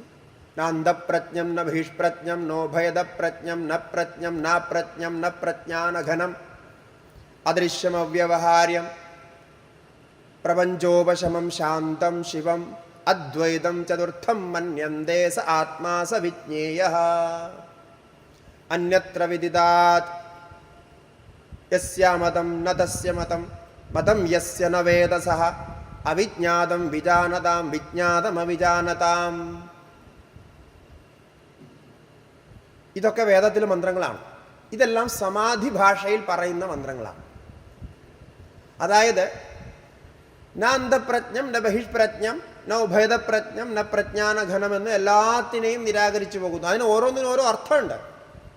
പക്ഷേ എല്ലാത്തിനെയും നിരാകരിച്ചുകൊണ്ട് അവസാനം അദ്വൈതം ശിവം ശാന്തം ചതുർത്ഥം മന്യന്തേ സ ആത്മാ സ വിജ്ഞേയഃ എന്ന് പറഞ്ഞു നിർത്തും. അപ്പോൾ സാധാരണ നമ്മളെടുത്ത് വായിച്ചു നോക്കിയാൽ ഇത് പറയുന്ന പദങ്ങളൊക്കെ മനസ്സിലാകും, പക്ഷേ അതിൻ്റെ ആന്തരിക അർത്ഥം മനസ്സിലാകും. കേനോപനിഷത്ത് പറയുന്നത് അതിലും രസകരമായിട്ടാണ്. അന്യത്ര വിദിതാത് അന്യത്ര അവിദിതാത്. എന്തൊക്കെ നിങ്ങൾ അറിഞ്ഞുവോ ആ അറിഞ്ഞതിനും അപ്പുറത്താണ്. അപ്പോൾ സാധാരണ രീതിയിൽ അറിഞ്ഞതിനപ്പുറത്ത് എന്തായിരിക്കും? അറിയാത്തതായിരിക്കുമല്ലോ. സാധാരണ നമുക്ക് അറിയില്ല എന്നുള്ളതുകൊണ്ട് അറിയാത്തത്. പക്ഷെ പറയുന്നു, ഉടനെ തന്നെ പറയുന്നു, അറിയാത്തതിനും അപ്പുറത്താണ്. അപ്പോൾ അറിയാത്തതിനപ്പുറത്ത് എന്തായിരിക്കും? അറിഞ്ഞതായിരിക്കും. ഇത് രണ്ടിലേ ആവുള്ളൂ. ഒന്നേ അറിയുക അല്ലെങ്കിൽ അറിയാതിരിക്കുക. അറിഞ്ഞതിനപ്പുറത്തത് അറിയാത്തത്, അറിയാത്തതിന് ഇപ്പുറത്തത് അറിഞ്ഞത്. പക്ഷേ ഇത് രണ്ടുമല്ല എന്നാ പറയും. ഇതെന്താ മനസ്സിലാവുക? ഏത് ഭാഷയിൽ ഇത് ട്രാൻസ്ലേറ്റ് ചെയ്ത് നോക്കിയാലും വായിക്കുന്നവർക്ക് ഒന്നും മനസ്സിലാവില്ല. ഇപ്പം മലയാളത്തിലാണെങ്കിൽ അറിഞ്ഞതിനും അപ്പുറത്ത് അറിയാത്തതിനും അപ്പുറത്ത് എന്ന് പറഞ്ഞാൽ എന്തായിരിക്കും വായിക്കുന്ന ഒരു കുട്ടിക്ക് മനസ്സിലാവുക? അവർ വിചാരിക്കും ഈ ഭാഷയിൽ എന്തോ ഗ്രാമർ മിസ്റ്റേക്ക് ഉണ്ട്, കാരണം മനസ്സിലാകുന്നില്ല. അതാണ് സമാധി ഭാഷ. പിന്നെ അവിടെ തന്നെ മറ്റൊരു സൂത്രവും കൂടി പറയുന്നുണ്ട്. ഗുരുവിൻ്റെ അടുക്ക് ശിഷ്യൻ പോകുന്നു. ശിഷ്യൻ പോയി ചോദിക്കുകയാണ്, അല്ലയോ ഗുരവേ, ഞാൻ കുറേ കാലമായി സാധന അനുഷ്ഠിക്കുന്നുണ്ട്, വേദാന്ത ശ്രവണമൊക്കെ ചെയ്യുന്നുണ്ട്, പക്ഷേ എനിക്കൊരു സംശയം. ഈ പറയുന്നതൊക്കെ സത്യമാണെന്ന് തോന്നുന്നു, ഒരു വേള തോന്നുന്നു. പക്ഷെ ഇത് എങ്ങനെയാണ് നമുക്ക് അനുഭവിക്കാൻ സാധിക്കുക? ഈ ആരാണ് എൻ്റെ ഉള്ളിലിരുന്ന് ഇതൊക്കെ അനുഭവിപ്പിക്കുന്നത്? ഞാൻ അറിയാതെ ആരോ എൻ്റെ ഉള്ളിലിരുന്ന് എന്തൊക്കെയോ ചെയ്യുന്നത് പോലെ എനിക്കിങ്ങനെ ഇടയ്ക്കിടയ്ക്ക് തോന്നുന്നു. അപ്പോൾ ചോദിക്കുന്നു, കേനേഷിതം പതതിപേഷിതം മനഃ കേന പ്രാണപ്രഥമ പ്രേതിയുക്തഃ കേനേഷിതാം വാചമിമാം വദന്തി ചക്ഷുശ്രോത്രം കഹുദേവോ ഇനക്തി. യഥാർത്ഥ ആത്മജിജ്ഞാസുവായിട്ടുള്ള ഒരു ശിഷ്യന്റെ ചോദ്യമാണ്. അങ്ങനെ ഒരു ശിഷ്യനെ എങ്ങനെ ചോദിക്കാൻ സാധിക്കും? ഗുരോ, എൻ്റെ ഉള്ളിൽ ആരിരുന്നു കൊണ്ടാണ് ഈ വർത്തമാനം പറയുന്നത്? ആരാണ് ഇരുന്നു കൊണ്ട് ചിന്തിക്കുന്നത്? ആരാണ് ഈ പ്രാണനെ ചലിപ്പിക്കുന്നത്? ആരാണ് കേൾക്കുന്നത്? ആരാണ് കാണുന്നത്? ഇതൊക്കെ എൻ്റെ ഉള്ളിൽ ഇരുന്നുകൊണ്ട് ചെയ്യുന്നത് ആരാണ്? ഈ മനസ്സാണെങ്കിൽ ആരാലോ പ്രേരിതമായിട്ട് പ്രവർത്തിക്കുന്നത് പോലെയാണ് ഇത് ഓടി ഓടി പ്രവർത്തിക്കുന്നത്. ആരോ വടിയെടുത്ത് പുറകെ നിൽക്കുകയാണ്, പെട്ടെന്ന് പെട്ടെന്ന് കാര്യങ്ങൾ ചെയ്യൂ എന്ന് പറഞ്ഞ് വളരെ തീവ്രമായിട്ട് മനസ്സ് പ്രവർത്തിക്കുന്നു. കേനേഷിതം പതതി പ്രേഷിതം മനഃ. എന്തൊരു അദ്ഭുതമായ ചോദ്യം നോക്കൂ. എപ്പോഴെങ്കിലും നിങ്ങൾക്ക് ഇങ്ങനെ ചോദിക്കാൻ തോന്നുമോ? ഏതെങ്കിലും ഒരു വിദ്യാർത്ഥിക്ക്, ഏതെങ്കിലും ഒരു കുട്ടിക്ക്, ഏതെങ്കിലും ഒരു വ്യക്തിക്ക് അങ്ങനെ ചോദിക്കാനുള്ളൊരവസരം ഉണ്ടാകുമോ? ഇല്ല. കാരണം നമ്മെ സംബന്ധിച്ചിടത്തോളം ഇത് ആരൊക്കെ എന്തൊക്കെ ചെയ്യണമെന്ന് എല്ലാ കാര്യങ്ങളും നമുക്ക് സുവ്യക്തമായിട്ട് അറിയാം, സംശയമൊന്നുമില്ല. അങ്ങനെ ചോദിച്ച ആ ശിഷ്യനോടാണ് ഗുരു പറയുന്നത്, നോക്കൂ, ഇങ്ങനെയൊന്നും പറഞ്ഞാൽ അത് മനസ്സിലാവില്ല, അത് ആരാണെന്ന് പറഞ്ഞാൽ മനസ്സിലാവില്ല. അപ്പം ഗുരു പറഞ്ഞ ഉത്തരം എന്താണ്? ചക്ഷുഷശ്ചത്രോ ശ്രോത്രശ്ചത്രോത്രം മനസോ യത് മനോ വിതുഹു. അത് ചക്ഷുവിൻ്റെയും ന തത്ര ചക്ഷുർ ഗച്ഛതി ന വാഗ് ഗച്ഛതി നോ മനഃ ന വിദ്മഃ ന വിജാനീമഃ യദേതദനുശിഷ്യാദ് അന്യദേവ തദ്വിദിദാദ് അധോ അവിദിദാദധീ. ഇത് ആ ചോദ്യത്തിന് ഗുരു പറയുന്ന ഉത്തരമാണ്. ഇതെല്ലാം സമാധി ഭാഷയിലാണ്, നിങ്ങൾക്കൊന്നും മനസ്സിലാകും. പക്ഷെ ഇത് ഉപനിഷത്താണ്.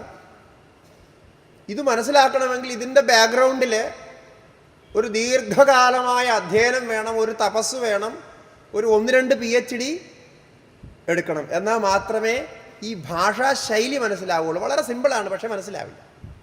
ഇപ്പോൾ പല കുട്ടികളും, നമ്മുടെയൊക്കെ വിദ്യാർത്ഥികളൊക്കെ പലരും ഇതേപോലെ സംസ്കൃതം പഠിക്കാനും ഒക്കെ പോകുന്നു, വേദാന്തം പഠിക്കുന്നു. ഇപ്പോൾ കുട്ടികൾക്ക് ഒരു ഹരമാണ്, വേറെ വിഷയമൊന്നും റിസർച്ച് ചെയ്യാൻ കിട്ടിയില്ലെങ്കിൽ വേദാന്തമാണ് എടുക്കുന്നത്. കാരണം വേദാന്തമാകുമ്പോൾ സംഗതി എളുപ്പമുണ്ട്. പിന്നെ ഈ പഠിപ്പിക്കുന്ന ആളിനും പഠിക്കുന്ന ആളിനും കേൾക്കുന്ന ആളിനും വായിക്കുന്ന ആളിനും ആർക്കും ഒന്നും മനസ്സിലാവണമെന്നില്ല. അത് ഈ പറയുന്ന പദങ്ങളും വാക്യങ്ങളൊക്കെ കുറച്ചുണ്ടായാൽ മതി. കാരണം ആരും ചോദിച്ചില്ലല്ലോ, നിങ്ങൾ ബ്രഹ്മത്തെ അറിഞ്ഞിട്ടാണോ ഇതെല്ലാം എഴുതിയിരിക്കുന്നത്, ആത്മാവിനെ അറിഞ്ഞിട്ടാണോ നിങ്ങൾ റിസർച്ച് ചെയ്തത്? ഒരു റിസർച്ച് അതിന് ആർക്കും അതിന് ഉത്തരം പറയേണ്ട ആവശ്യമില്ലാത്തത് കൊണ്ട് പ്രശ്നമില്ല. കാരണം ചോദിക്കുന്നവർക്കും അറിയില്ല, പറയുന്നവർക്കും അറിയില്ല.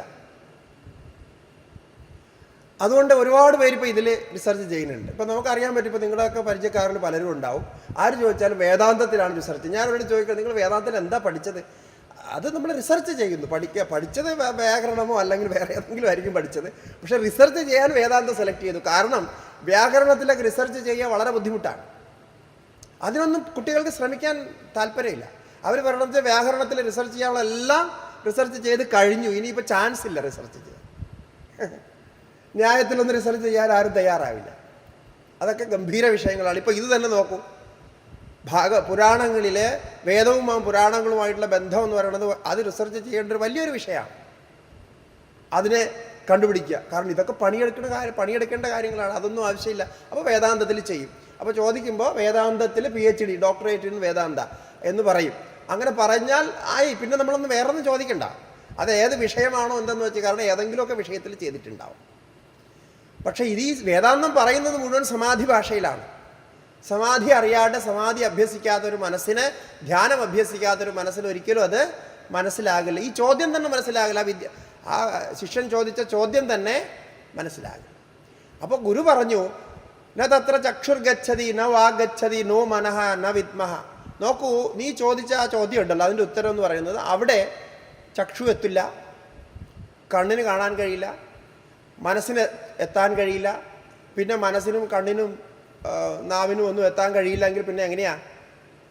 ന വിദ്മഃ, അതിനെ നമ്മൾ അറിയുന്നില്ല, എനിക്കറിയില്ല. ന വിജാനീമഃ, വിശേഷ രൂപത്തിലും ഞാൻ അറിയുന്നില്ല. സാമാന്യമായിട്ടും അറിയില്ല, വിശേഷമായിട്ടും അറിയില്ല. ഗുരു പറയുന്ന ഉത്തരാണ്. പിന്നെ ഇപ്പം എങ്ങനെയാ അറിയാ? അപ്പോൾ പറയുന്നു, അത് നമ്മുടെ ഗുരുക്കന്മാർ, നമ്മുടെ പൂർവികരൊക്കെ ഇങ്ങനെയാണ് അത് പഠിപ്പിച്ചിട്ടുള്ളത്. എൻ്റെ ഗുരുക്കന്മാരൊക്കെ ഇങ്ങനെയാണ് എന്നെ പഠിപ്പിച്ചിട്ടുള്ളത്. എന്താണ്? അന്യത്ര വിദിതാത് അവിദിതാത് അധി. അത് എല്ലാ അറിവും അറിഞ്ഞതിൽ നിന്നെല്ലാം പുറത്താണ്. അവിദിതം, അറിയാത്തതിൽ നിന്നും അത് പുറത്താണ്. അറിയാത്തതിനും അപ്പുറത്ത്, അറിഞ്ഞതിനും അപ്പുറത്ത് എന്നാണ് ആ നീ ചോദിച്ച തത്വത്തെക്കുറിച്ച് ഞാൻ കേട്ടിട്ടുള്ളത്. അതുകൊണ്ട് എനിക്ക് അറിഞ്ഞു എന്ന് പറയാൻ പറ്റില്ല. അതെന്താണെന്ന് പറഞ്ഞാൽ, അറിഞ്ഞു എന്ന് പറഞ്ഞാൽ ടെക്നിക്കലി അത് റോങ് ആണ്, തെറ്റാണ്. കാരണം അറിയാൻ പറ്റാത്തതിനെ എങ്ങനെ അറിഞ്ഞു? പറയാൻ പറ്റാത്തതിനെ എങ്ങനെ പറഞ്ഞു? അല്ലേ? അപ്പോൾ ഗുരു കള്ളം പറയുന്നില്ല. ഇന്നിപ്പോൾ ഏതെങ്കിലും ഗുരുക്കന്മാർക്ക് ഇങ്ങനെ ഒരു ധൈര്യം ഉണ്ടോ? ഇങ്ങനെ പറയാൻ ആർക്കും പറ്റില്ല. അറിഞ്ഞുകൂടാ എങ്കിലും അറിയാമെന്ന് കൽപ്പിക്കും, എന്നിട്ട് വ്യാഖ്യാനിക്കാൻ തുടങ്ങും. കുട്ടികളെ എന്തെങ്കിലുമൊക്കെ പറഞ്ഞ് സമാധാനപ്പെടുത്തും. കാരണം അല്ലെങ്കിൽ ജോലി പോയാലോ ശമ്പളം പോയാലോ എന്നുള്ള പേടി. പക്ഷെ ഇവിടെ ഗുരു അങ്ങനെ ചെയ്യുന്നില്ല. ഗുരു പറഞ്ഞു, ന വിദ്മഃ ന വിജാനീമഃ. അതെനിക്കറിയില്ല, എനിക്കറിയാമെന്ന് പറയാൻ കഴിയില്ല. കാരണം എന്താണ്? എൻ്റെ ഗുരുക്കന്മാർ പറഞ്ഞിരിക്കുന്നത് അത് അറിയുന്നതിൽ നിന്നും അറിയപ്പെടുന്നതിൽ നിന്നും അറിയപ്പെടാത്തതിൽ നിന്നും രണ്ടിൽ നിന്നും ഭിന്നമാണ്. അത് അറിവാകുന്ന സ്വരൂപമാണ്. ഇതാണ് ഭാഷാശൈലി. ഈ ശൈലിയാണ് സമാധി ഭാഷ എന്ന് പറയുന്നത്. ഇത് ആ തലത്തിലുണ്ടെങ്കിൽ മാത്രമേ മനസ്സിലാവുകയുള്ളൂ. ഇത് വേദത്തിൽ പറയുന്ന ഭാഷയാണ്. നേരത്തെ പറഞ്ഞതുപോലെ തത്വകഥനവും രൂപകഥനവും അതിശയോക്തിയും പോലെ ഭാഷാശൈലിയാണ്. അത്യന്ത സൂക്ഷ്മമായതിനെ അങ്ങനെ പറയും. ഇപ്പോൾ ശ്രീമദ് ഭഗവത്ഗീതയിലൊക്കെ നാസതോ വിദ്യതേ ഭാവോ നാഭാവോ വിദ്യതേ സതഹ എന്നൊക്കെ പറഞ്ഞതും വേദാവിനാശിനം നിത്യം യേനമജമവ്യയം കഥം സ പുരുഷ പാർത്ഥ കം ഘാതയതി ഹന്തികം. ഒരാളോട് നേരിട്ട് കൊല്ലാൻ പറഞ്ഞിട്ട് അർജുനനോട് യുദ്ധം ചെയ്യൂ, നിന്റെ ശത്രുക്കളെ ഹനിക്കൂ, ധർമ്മത്തെ രക്ഷിക്കൂ എന്നാണ് വീണ്ടും വീണ്ടും ഭഗവാൻ പറയുന്നത്.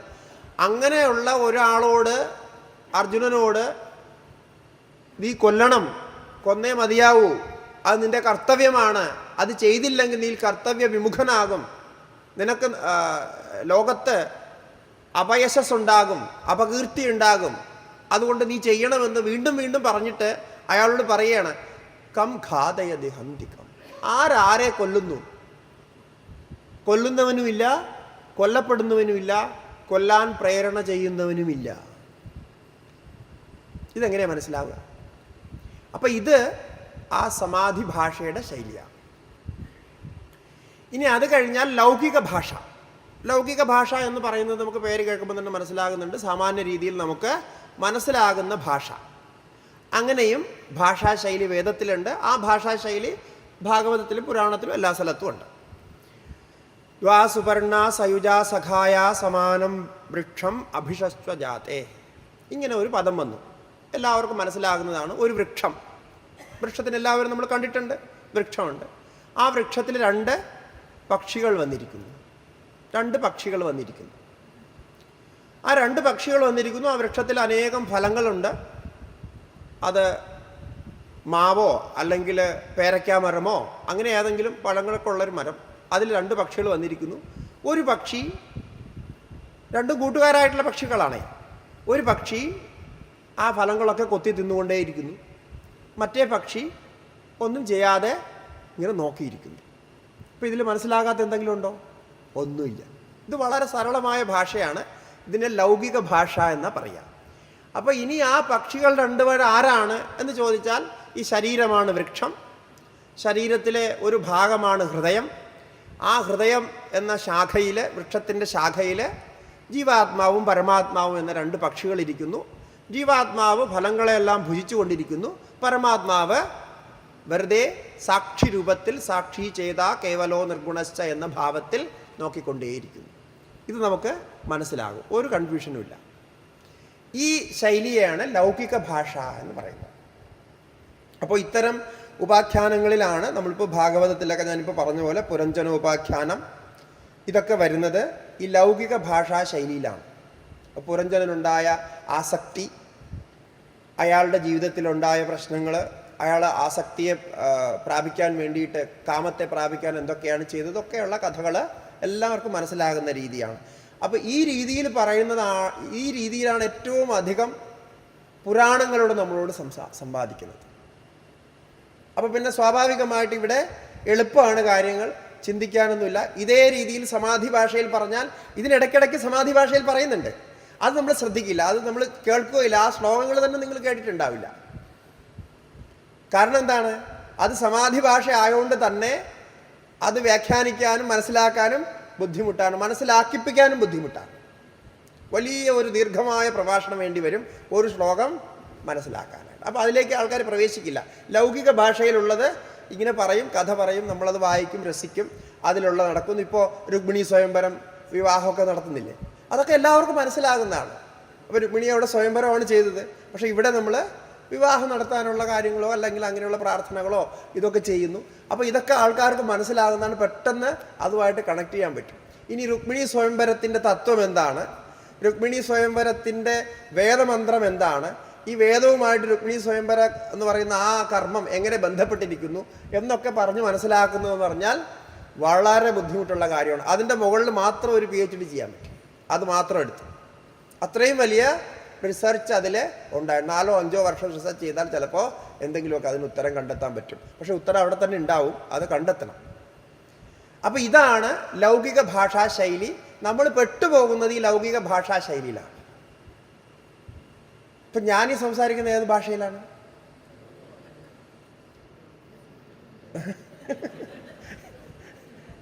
ലൗകിക ഭാഷയിലാണല്ലോ.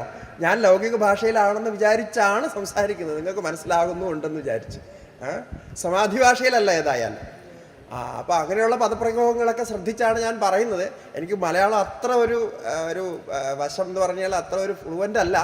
കാരണം മലയാളത്തിൽ നമ്മൾ വളരെ കുറച്ചാണ് സംസാരിക്കുന്നത്. അതുകൊണ്ട് പിന്നെ മറ്റു ഭാഷകളും കൂടുതൽ ഉപയോഗിക്കുന്നത് കൊണ്ട് പിന്നെ എങ്ങനെയെങ്കിലുമൊക്കെ ഇപ്പോൾ എന്താണ് മാതൃഭാഷ ആയതുകൊണ്ട് അബദ്ധമില്ലാതെ അങ്ങനെ പോകുന്നു എന്നുള്ളൂ. അപ്പോൾ ആ വൊക്കാബുലറിയൊക്കെ കുറവാണ്. അപ്പോൾ കുറേ ദിവസം നിരന്തരം സംസാരിച്ചുകൊണ്ടിരുന്നാൽ മാത്രമേ അതെല്ലാം വ്യവസ്ഥിതമായി വരുള്ളൂ. പക്ഷെ നിങ്ങൾക്ക് മനസ്സിലാകുന്നതുണ്ടെന്നുള്ള ഒരു വലിയൊരു സമാധാനം. അപ്പോൾ ഇത് ലൗകിക ഭാഷ. ഇനി മൂന്നാമത്തേത് എന്താണ്? പരകീയ ഭാഷ. പരകീയ ഭാഷ എന്ന് പറഞ്ഞാൽ വ്യംഗ്യമായിട്ട് പറയുക, വളച്ചൊടിച്ച് പറയുക. പറയുന്നു, പക്ഷേ വ്യംഗ്യമായിട്ടാണ് പറയുന്നത്. വ്യംഗ്യഭാഷ എന്ന് പറയും. പറയുന്നതൊന്ന്, കേൾക്കുന്ന ആൾ മറ്റൊന്ന് വിചാരിക്കും, മറ്റൊന്ന് അതിൽ നിന്ന് മനസ്സിലാക്കും. ഇപ്പോൾ വീട്ടിൽ ഒരു അതിഥി വന്നു, 2 പേര് വന്നു. അപ്പോൾ ഭർത്താവ് ഉമ്മറത്തിരിക്കുകയായിരുന്നു. ഭർത്താവ് ഇങ്ങനെ ഉച്ചത്തിൽ വിളിച്ച് പറയാണ്, ആ ചായയും കടിയും കൊടുക്കണം കേട്ടോ. അപ്പോൾ 2-3 പ്രാവശ്യം ആവർത്തിച്ച് പറയും, ചായയും കടിയും കൊടുക്കണമെന്ന്. അപ്പോൾ അകത്തുനിന്ന് ഭാര്യയ്ക്ക് മനസ്സിലാകും ചായയും കടിയും ഉടനെ ഉണ്ടാക്കണ്ട എന്നാണ് ഭർത്താവ് പറയുന്നതിന് താല്പര്യം. അവർ പെട്ടെന്ന് പോവുകയാണെങ്കിൽ ചായയും കടിയും ഒഴിവാക്കാം. ആ ഒഴിവാക്കാം എന്നതാണ് പറയുന്നത്. പക്ഷെ പറയുന്നത് ഉണ്ടാക്കിക്കോളൂ എന്ന് ആവർത്തിച്ച് പറയും. അതെപ്പോഴും ശ്രദ്ധിക്കണം. എവിടെയെങ്കിലും വീട്ടിൽ നിങ്ങൾ പോകുമ്പോൾ വീണ്ടും വീണ്ടും ചായ കുടിക്കൂ എന്ന് പറയുന്നുവെങ്കിൽ തീർച്ചയായിട്ടും അതിലെന്തോ ഒരു ചെറിയ പ്രശ്നമുണ്ട്. അല്ലെങ്കിൽ പെട്ടെന്ന് വീണ്ടും വീണ്ടും ചായ കുടിക്കൂ എന്ന് പറയില്ല. അല്ല, നിങ്ങൾ പെട്ടെന്ന് പോവുകയല്ലേ എന്നാണ് ചോദിക്കുന്നത്. എത്ര സമയം നിങ്ങളുണ്ട്, പെട്ടെന്ന് പോവുകയല്ലേ എന്നാണ് ചോദിക്കുന്നത്. പക്ഷെ പറയുന്നത് ചായ കുടിക്കാനും ഇരിക്കാനും ഒക്കെയാണ്. അപ്പോൾ അങ്ങനെയുള്ള ഒരു രീതിയുണ്ട്. വ്യംഗ്യഭാഷ എന്നതിന് പറയും. അപ്പോൾ പരകീയ ഭാഷ എന്ന് ഒരു ശാസ്ത്രീയ നാമമാണ് പരകീയ ഭാഷ. അപ്പോൾ അതെങ്ങനെയുണ്ടാവുക എന്ന് വെച്ചാൽ അസംഭാവിതമായ വിഷയത്തെ പറഞ്ഞ്, ഒരിക്കലും സംഭവിക്കില്ല, ഒരിക്കലും മനസ്സിലാക്കാനേ നമുക്ക് പറ്റില്ല, അത്രയും ദൂരെ നമുക്ക് നിൽക്കുന്നതായിട്ടൊരു വിഷയത്തെ പറഞ്ഞ് അതിലൂടെ എന്തെങ്കിലും ഒരു ശാസ്ത്രം, ഒരു വിശേഷ കാര്യം അതിലൂടെ പറഞ്ഞ് മനസ്സിലാക്കും. അപ്പോൾ ഒരിക്കലും നമുക്ക് ചിന്തിക്കാനേ പറ്റാത്തൊരു രീതി അതിലൂടെ മറ്റൊന്ന് പറഞ്ഞ് മനസ്സിലാക്കാം. മൊത്തം കൺഫ്യൂഷനായിരിക്കും. അങ്ങനെയുള്ള ഭാഷയാണ് പരകീയ ഭാഷ എന്ന് പറയും. അതിനൊരു ഋഗ്വേദത്തിലെ പ്രസിദ്ധമായിട്ടുള്ളൊരു ഉദാഹരണമുണ്ട്. ചത്വാരി ശൃംഗാത്രയോസ്യ പാദാഃ ദ്വേ ശീർഷേ സപ്ത ഹസ്താസോ ത്രിധാ ബദ്ധോ വൃഷഭോ രോരവീതി മഹോദേവോ മത്യാം ആവിവേശ. ഒരു വൃഷഭത്തെക്കുറിച്ച് പറയുകയാണ്. വൃഷഭം അവിടെ കർമ്മഫലമായിട്ട് അല്ലെങ്കിൽ ധർമ്മമായിട്ട് ഒക്കെയാണ് കൽപ്പിച്ച ഒരു വൃഷഭമുണ്ട്, കാള. ഇനി ആ കാളയെക്കുറിച്ച് വർണ്ണിക്കുകയാണ്. ഇത് വേദത്തിൽ തന്നെ പറഞ്ഞിരിക്കുന്നതാണ്. ഒന്നും മനസ്സിലാവില്ല, മൊത്തം കൺഫ്യൂഷനാണ്. അപ്പോൾ ഈ പാശ്ചാത്യ ആൾക്കാരിപ്പോൾ ഈ വേദത്തെ വ്യാഖ്യാനിച്ചവരുണ്ടല്ലോ, അവർ ഇത്തരം സ്ഥലങ്ങളിൽ വേദത്തെ കണ്ടപ്പോൾ അവർ വിചാരിച്ചത് ഈ വേദത്തിൽ എന്തോ പ്രശ്നങ്ങളുണ്ട്. ചാർവാകന്മാർ പറയുന്നത് പോലെ ഭ്രാന്തരും മതോന്മത്തരും തലയ്ക്ക് വെളിവില്ലാത്തവരുമാണ് വേദം എഴുതിയെന്നാണ് ചാർവാകന്മാർ പറഞ്ഞിരിക്കുന്നത്. അങ്ങനെ അവർ സൂത്രം തന്നെ ഉണ്ടാക്കിയിട്ടുണ്ട്. ഈ വേദം ഉണ്ടാക്കിയവർക്കൊന്നും തലയ്ക്ക് നല്ല വെളിവുണ്ടായിരുന്നില്ല. അവരെന്തൊക്കെയോ പറഞ്ഞു വെച്ചു. അത് എന്നിട്ട് ആൾക്കാരെടുത്ത് ദിവസവും ഉച്ചരിച്ചോളാൻ പറഞ്ഞു. കുറച്ച് കൂട്ടർ രാവിലെ എഴുച്ച് കുളിച്ച് ജപിച്ച് കുളിയും ദേവാരമൊക്കെ കഴിഞ്ഞ് ഇത് ഉച്ചരിക്കുന്നു. അപ്പോൾ ഇതിങ്ങനെ ഒരു ഭ്രാന്തന്മാരുടെ ഒരു പരമ്പര എന്നാണ് ചാർവാകർ വേദത്തെക്കുറിച്ച് പറഞ്ഞത്. അതിന് കാരണം അവർക്ക് ഇത്തരം കാര്യങ്ങളൊന്നും മനസ്സിലായില്ല. ഒന്ന്, അവർക്ക് ഭാരതീയ സംസ്കാരമില്ല. വേദത്തിലെ വിഷയങ്ങൾ മുഴുവൻ സംസാരിക്കുന്നത് വിഷയമായിട്ട്, ഇപ്പോൾ ലൗകിക ഭാഷയിൽ പറയുന്ന കാര്യങ്ങളൊക്കെ പറയുന്നത് ഭാരതീയമായ രീതിയിലാണ്. അതിൻ്റെ തത്വജ്ഞാനത്തിന് വ്യാപ്തി, അതിനൊരു പരിധിയൊന്നുമില്ല. അത് ലോകത്തിൻ്റെ തന്നെ തത്വജ്ഞാനമാണ്. അതിലെ കർമ്മങ്ങളും മറ്റുമൊക്കെ സംസാരിക്കുന്നത് ഭാരതീയ രീതിയിൽ തന്നെയാണ്, അല്ലാതെ അതും ഭാരതീയർക്ക് മാത്രമേ അത് ആ സംസ്കാരത്തിലൂടെ ആ കൾച്ചറലി മനസ്സിലാക്കാൻ പറ്റുള്ളൂ. അപ്പോൾ മാക്സ് മുള്ളർ പോലെയുള്ള വലിയ പണ്ഡിതന്മാർ ഇത് എഴുതിയപ്പോൾ അവർക്ക് ഇത്തരം സ്ഥാനങ്ങളിൽ കൺഫ്യൂഷനേ ആയിരുന്നു. അപ്പോൾ അവർ പറഞ്ഞു, എന്തോ ഇതിൽ പ്രശ്നമുണ്ട്.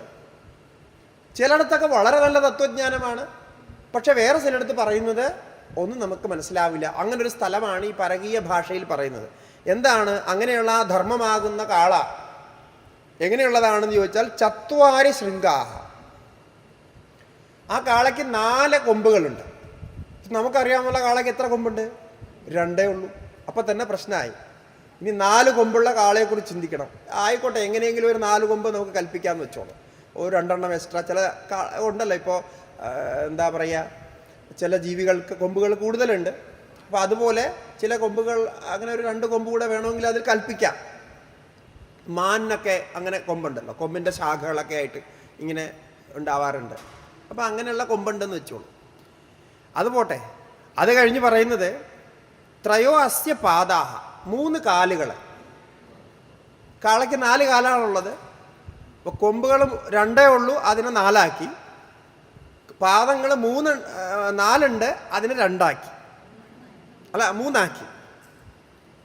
ഇനി അത് കഴിഞ്ഞ് പറയുകയാണ് ദ്വേ ശീർഷേ, 2 തല. പിന്നെ സപ്തഹസ്താസോ, 7 കൈകളുണ്ട്. ത്രിതാബദ്ധ, 3 തരത്തിൽ 3 വശത്തുനിന്നും അതിനെ കെട്ടിയിരിക്കുന്നു. കാരണം ഇത്രയും തലയും കൊമ്പും ഇതിലൊക്കെ ഉള്ളപ്പോൾ എന്തായാലും കെട്ടണം നല്ലതായിട്ട്. അപ്പോൾ ഒരു വശത്തുനിന്ന് കെട്ടിയാൽ പോരാ, 3 വശത്തുനിന്നും കെട്ടിയിരിക്കുന്നു. അങ്ങനെയുള്ള വൃഷഭമാണിത് എന്ന് പറഞ്ഞു. അപ്പോൾ ഇതിലെന്താ പറയുന്നത് എന്ന് അതിൻ്റെ അർത്ഥം മനസ്സിലാക്കാതെ ഇങ്ങനൊരു കാളയെ കൽപ്പിക്കാനേ പറ്റില്ല. ഇനി ഇങ്ങനൊരു കാളയുടെ ചിത്രം ഉണ്ടാക്കി നമ്മുടെ മുന്നിൽ വച്ചാൽ നമുക്കത് അല്പനേരം പോലും നോക്കി നിൽക്കാൻ പറ്റില്ല, ഭയം വരും. കാരണം എന്താണ്? ഇത് വികൃതമായൊരു കാളയാണ്, ഭീകരമായൊരു കാള, അങ്ങനെയാണ് വർണ്ണിക്കുന്നത്. പക്ഷെ ഇതിൻ്റെ അർത്ഥം എന്താണെന്ന് ചോദിച്ചാൽ, ഇത് പറയുന്നത് ധർമ്മമാകുന്ന കാളയെക്കുറിച്ചാണ്. ധർമ്മത്തെ ഒരു ഋഷഭമായി കണക്കാക്കി. ഋഷഭം എന്ന് പറഞ്ഞാൽ ഐശ്വര്യം ഉണ്ടാക്കുന്നതെന്നാണ് ശബ്ദത്തിനർത്ഥം. അപ്പോൾ ഋഷഭ ശബ്ദത്തിന് ഐശ്വര്യം ഉണ്ടാക്കുന്നത് എന്നൊരു വ്യംഗ്യാർത്ഥമുണ്ട്. ആ അർത്ഥത്തെ കൽപ്പിച്ചുകൊണ്ട് വേദം പറയുകയാണ്. അപ്പോൾ എന്താണ് 4 ശൃംഗങ്ങൾ? 4 പുരോഹിതന്മാരാണ്. 4 വേദത്തിൻ്റെയും ഓരോരോ പുരോഹിതന്മാരെന്ന് കൽപ്പിച്ച്, അങ്ങനെ 16 പുരോഹിതന്മാരാണ് ഉള്ളത്. പക്ഷേ 4 പുരോഹിതന്മാർ മുഖ്യമാണ്. അങ്ങനെ 4 പുരോഹിതന്മാർ 4 വേദത്തിൻ്റെയും. ത്രയീ അസ്യ പാദാഹ, അതിലെ ഋഗ് യജു സാമ വേദങ്ങൾ മുഖ്യമായിട്ടുള്ള കർമ്മപ്രയോഗത്തിന് വരുന്നു. അതുകൊണ്ട് 3 എന്നുള്ളത് പാദങ്ങളായിട്ടുള്ളത് 3 വേദങ്ങൾ: ഋഗ്വേദം, യജുർവേദം, സാമവേദം. അഥർവവേദം അതിൻ്റെ പ്രായശ്ചിത്താദി കർമ്മങ്ങളാണ്. കർമ്മത്തിൻ്റെ സാധാരണ പ്രയോഗത്തിൽ 3 വേദങ്ങളാണ് ഉപയോഗിക്കുക. 2 തല. ഈ 2 തല ആരൊക്കെയാണ്? യജമാനനും യജമാന പത്നിയും. അത് നിങ്ങൾക്കറിയാമല്ലോ അല്ലേ? ഈ വൈദികമായ കർമ്മങ്ങളിലെല്ലാം, ഗൃഹസ്ഥരാൽ ചെയ്യപ്പെടുന്ന വൈദികമായ എല്ലാ കർമ്മങ്ങൾക്കും യജമാനനും യജമാന പത്നിയും വേണം. ഭാര്യയും ഭർത്താവും ഒരുമിച്ചിരുന്നേ ചെയ്യാൻ കഴിയുള്ളൂ. ഭാര്യയും ഭർത്താവും ഒരുമിച്ച് വിവാഹിതരല്ലാത്തവർക്ക് അതിൽ പങ്കെടുക്കാനേ സാധിക്കില്ല, ചെയ്യാൻ സാധിക്കില്ല, യജമാനനാകാൻ സാധിക്കില്ല. പക്ഷെ ഇന്നത്തെ കാലത്ത് നമ്മളതൊന്നും നോക്കാറില്ല. ഒരാൾ ചെയ്താലും മറ്റേ ആൾക്ക് ഫലം കിട്ടുമെന്നൊക്കെ പറയുന്നുണ്ട്. പക്ഷെ വൈദിക നിയമപ്രകാരം അത് തെറ്റാണ്. ഈ 2 പേരും ചേർന്നിരുന്നാലേ അത് പൂർണ്ണമാകുകയുള്ളൂ. അതിന് കാരണം വേദത്തിൽ തന്നെ പറയുന്നത്, ഈ ഭാര്യയും ഭർത്താവും എന്ന് പറഞ്ഞത് ഒരു ശരീരത്തിൻ്റെ 2 ഭാഗങ്ങളാണ്. അതുകൊണ്ടാണ് വാമഭാഗം എന്ന് പറയുന്നത്.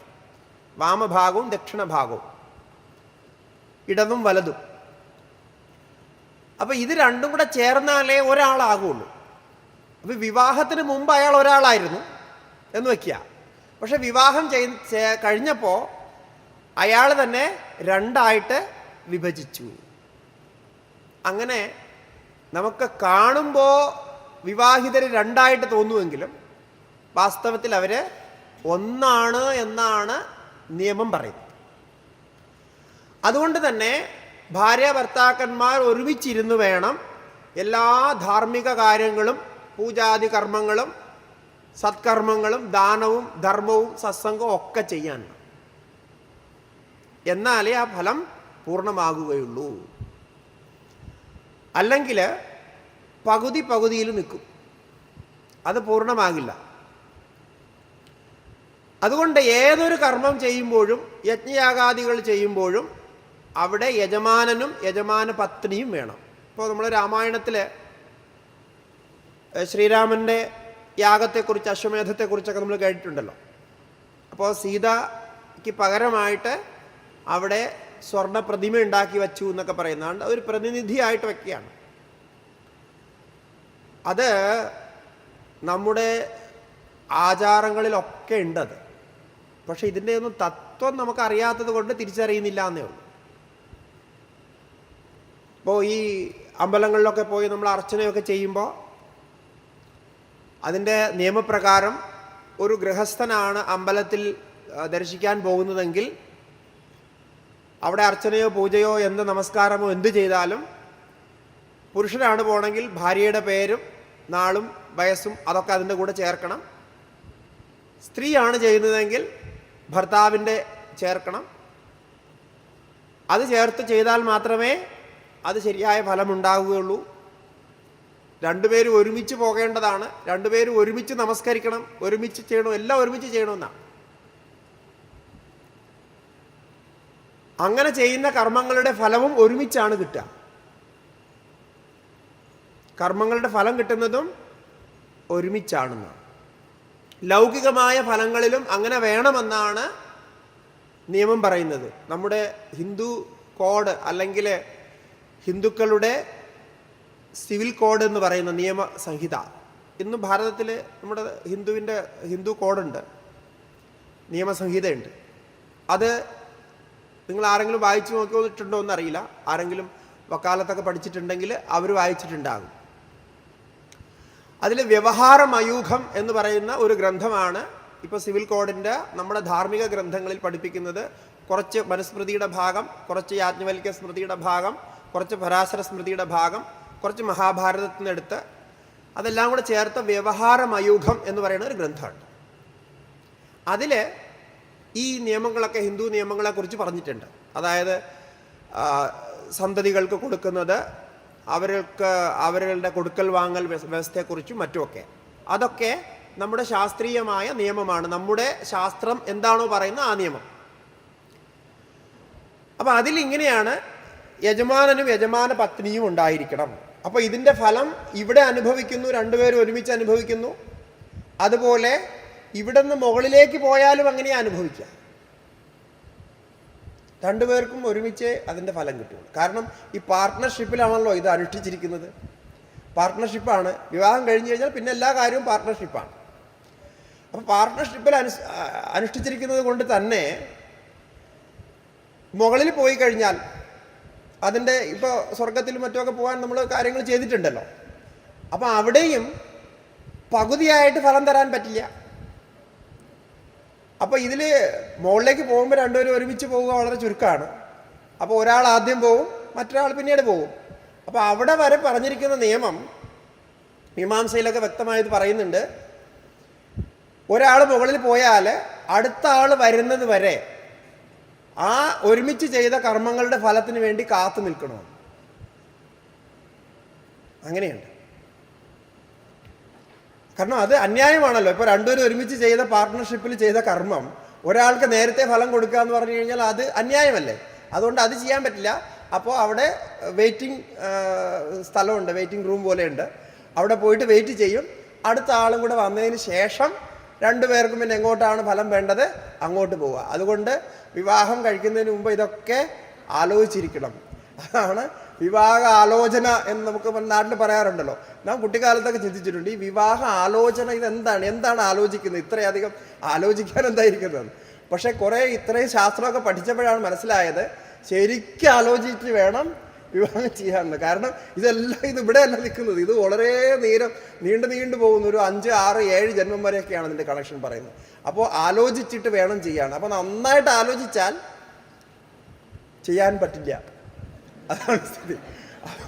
അതുകൊണ്ട് തൽക്കാലം അത് നമ്മളൊരു അല്പമൊക്കെ ആലോചിച്ചിട്ട് അങ്ങ് ചെയ്യുന്നു. പിന്നെ ജ്യോതിഷമൊക്കെ നോക്കി എന്താണ് മുഹൂർത്തം എന്നൊക്കെ നോക്കി, അല്ല എന്താ പറയുക, പൊരുത്തമൊക്കെ നോക്കി അങ്ങ് ചെയ്യുന്നു എന്നുള്ളത്. പക്ഷേ അതിൻ്റെ മൊത്തം നമ്മൾ ആലോചിച്ചാൽ 2 മനസ്സുകൾ, 2 ശരീരങ്ങൾ, 2 വീട്ടിൽ 2 രീതിയിൽ വളർന്നവർ, 2 കർമ്മങ്ങളാണ്. ഈ 2 കർമ്മങ്ങളെയും 2 മനസ്സിനെയും 2 ശരീരത്തെയും ജീവിതം മുഴുവൻ ഒരുമിച്ചാക്കാൻ പോവുകയാണ്. എത്ര വലിയ റിസ്ക് ആണെന്ന് നോക്കും. ഇപ്പം നമുക്ക് ഒരു ശരീരം തന്നെ, ഒരു ശരീരത്തെയും ഒരു മനസ്സിനെയും തന്നെ കൺട്രോൾ ചെയ്യാനോ നിയന്ത്രിക്കാനോ സാധിക്കുന്നില്ല. അവിടെ തന്നെ പ്രശ്നങ്ങളുണ്ട്. ധ്യാനിക്കുമ്പോൾ ധ്യാനം വരുന്നില്ല, ജപിക്കാനിരിക്കുമ്പോൾ അത് നടക്കുന്നില്ല. ഇങ്ങനെയൊക്കെ നമ്മുടെ മനസ്സിനെ തന്നെ നിയന്ത്രിക്കാൻ ബുദ്ധിമുട്ടാണ്. ആ നിലയ്ക്ക് ഇങ്ങനെയുള്ള 2 മനസ്സ് വ്യത്യസ്തമായ കുടുംബങ്ങളിലുണ്ടായത്. കാരണം കുടുംബബന്ധം ഉണ്ടാവില്ലല്ലോ മുൻപ് സാധാരണ രീതിയിൽ. അവരെ തമ്മിൽ യോജിപ്പിക്കുന്നു, പരസ്പരം അറിയാത്തവരെ തമ്മിൽ യോജിപ്പിക്കുന്നു. അതെപ്പോഴേക്ക്? കുറച്ച് ദിവസത്തേക്കല്ല. ഇപ്പോൾ അങ്ങനെയുണ്ടല്ലോ, ഒരു കോൺട്രാക്ട് ബേസ് പരിപാടികളാണല്ലോ. അങ്ങനെയല്ല, വാസ്തവികത്തിൽ യോജിപ്പിക്കുകയാണ്. കർമ്മബന്ധം എന്നാണ് അതിന് പറയുക. അപ്പോൾ അതിനെ നമ്മളിപ്പോൾ ഇവിടെയൊക്കെ മണ്ഡപത്തിലാണ് പ്രദക്ഷിണം ചെയ്യുന്നത്. പക്ഷേ അതിൻ്റെ സപ്ത പ്രദക്ഷിണമായിട്ടൊരു പരിപാടിയുണ്ട്. സപ്തപതി എന്നതിന് പറയാം. ഋഗ്വേദത്തിൽ വിവാഹ സൂക്തം എന്നൊരു സൂക്തമുണ്ട്. വിവാഹ സമയ ചടങ്ങുമായിട്ട് ബന്ധപ്പെട്ട സൂക്തമാണ്. വിവാഹ സൂക്തമൊക്കെ ഇപ്പോൾ ആരും പറയുന്നുമില്ല, ചൊല്ലുന്നില്ല. കുറച്ച് എന്താണ് വൈദികരായിട്ടുള്ളവർ, അവർ മാത്രമാണ് അതൊക്കെ ഉപയോഗിക്കുന്നത്. പക്ഷേ വിവാഹ സൂക്തത്തിൻ്റെ വ്യാഖ്യാനം എവിടെയെങ്കിലും കിട്ടുമെങ്കിൽ ഒന്ന് വായിച്ച് നോക്കുക. അപ്പോൾ ഞാൻ ഈ പറഞ്ഞതിൻ്റെ സാരം നിങ്ങൾക്ക് മനസ്സിലാവും. ഋഗ്വേദത്തിൽ തന്നെ എഴുതിയിരിക്കുന്നതാണ്.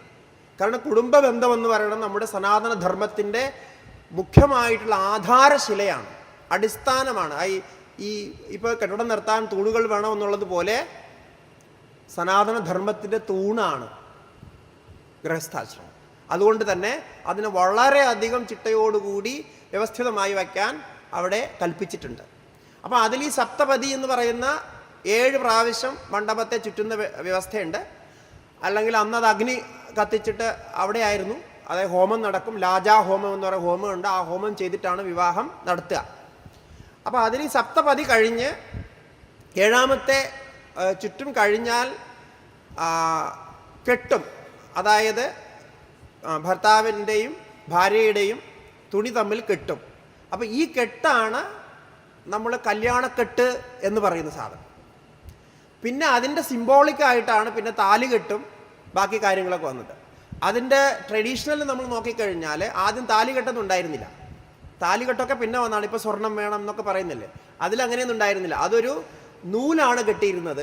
നൂലിൽ ചില ദ്രവ്യങ്ങളൊക്കെ വെച്ച്, അത് ഓരോ സ്ഥലത്ത് ഓരോന്നായിരുന്നു. മഞ്ഞൾ, പിന്നെ അതുപോലുള്ള ചില ദ്രവ്യങ്ങളൊക്കെ വച്ചിട്ട്, കസ്തൂരി, ഇങ്ങനെയൊക്കെയുള്ള എന്തൊക്കെ ദ്രവ്യങ്ങൾ വച്ചിട്ടാണ് ഇത് കെട്ടുന്നത്. തമിഴ്നാട്ടിൽ ഇപ്പോഴും അങ്ങനെ നടക്കുന്നുണ്ട്. അതിനെയാണ് കെട്ട് എന്ന് പറഞ്ഞിരുന്നത്. അത് തന്നെയാണ് നമ്മുടെ നാട്ടിൽ ഒരു കാലത്ത് നടന്നിരുന്നത്. പിന്നെ എപ്പോഴൊക്കെയോ ഫാഷൻ മാറി മാറി വരുന്നത് പോലെ ഇത് മാറി മാറി താലികെട്ട്. ഇപ്പോൾ ഒരു സ്വർണത്തിലൊരു മാല ഉണ്ടാക്കി അതിലൊരു താലി പോലത്തെ ഒരു ഉണ്ടാക്കി. താലി എന്ന് പറഞ്ഞതിൻ്റെ അർത്ഥം എന്താണെന്ന് അറിയാം? താലി എന്ന് പറഞ്ഞതിൻ്റെ അർത്ഥം എന്താണ്? താലപത്രത്തിൽ ഉണ്ടാക്കിയ ഒരു ചെറിയ ആഭരണം പോലത്തെ ഒരു സാധനമായിരുന്നു ഈ താലി എന്ന് പറയുന്നത്. താലപത്രം എന്ന് പറഞ്ഞാൽ പനയോല. ഈ പനയോലയിലായിരുന്നു താലി ഉണ്ടാക്കിയിരുന്നത്. ഇപ്പോൾ അത് നമ്മൾ സ്വർണത്തിൽ ഉണ്ടാക്കുന്നു. സ്വർണത്തിൽ താലി ഉണ്ടാക്കാൻ എവിടെയും ശാസ്ത്രത്തിൽ പറഞ്ഞിട്ടില്ല. അതൊക്കെ പിന്നീട് നമ്മൾ കൽപ്പിച്ചതാണ്. കാരണം പരമാവധി സ്വർണം പൊക്കോട്ടെ എന്ന് വിചാരിച്ചിട്ട് അങ്ങനെ കൽപ്പിച്ചതാവാനാണ് സാധ്യത. നമ്മുടെ വിവാഹ ചടങ്ങ് നോക്കിയാൽ വളരെ സിമ്പിളായാണ്. നിങ്ങൾ വിചാരിക്കുന്ന ഒരു ചെലവും അതിനില്ല. ഇനി ആൾക്കാർ വരുമ്പോൾ അവർക്ക് മുഴുവൻ ഭക്ഷണം കൊടുക്കണമെന്നും ശാസ്ത്രം പറയുന്നില്ല. ആൾക്കാർ വരണം എന്തിനെന്ന് ചോദിച്ചാൽ, അവരെ ക്ഷണിക്കുന്നത് എന്തിനെന്ന് ചോദിച്ചാൽ, അവർ വന്ന് ഈ ദമ്പതികൾക്ക് അനുഗ്രഹം കൊടുക്കാൻ വേണ്ടിയിട്ടാണ്. അങ്ങനെ അതിന് വേണ്ടിയിട്ടാണ് ക്ഷണിച്ചത്. അനുഗ്രഹം കൊടുത്തിട്ട് പൊക്കോളുക.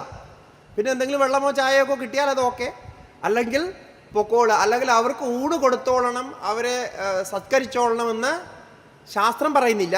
പക്ഷെ അതൊക്കെ പിന്നീട് ഉണ്ടായതാണ്. കാരണം ഇന്നിപ്പോൾ സൽക്കാരം കൊടുത്തില്ലെങ്കിൽ ആരും വരില്ല. ഊണ് പ്രതീക്ഷിച്ചാണല്ലോ മിക്കവാറും പേര് വരുന്നത്.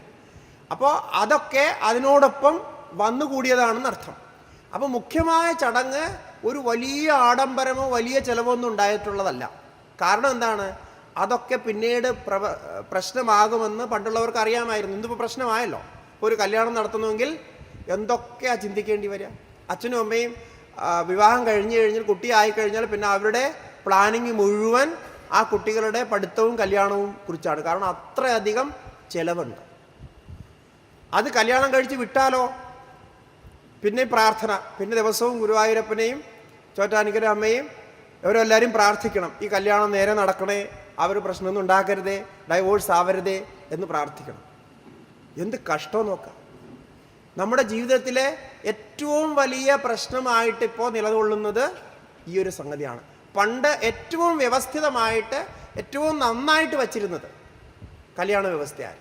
അതുകൊണ്ട് നമ്മുടെ സമൂഹം ശിക്ഷിതരായി, എഡ്യൂക്കേറ്റഡ് ആയി എന്ന് പറഞ്ഞാൽ ഒരിക്കലും അംഗീകരിക്കാൻ പറ്റില്ല.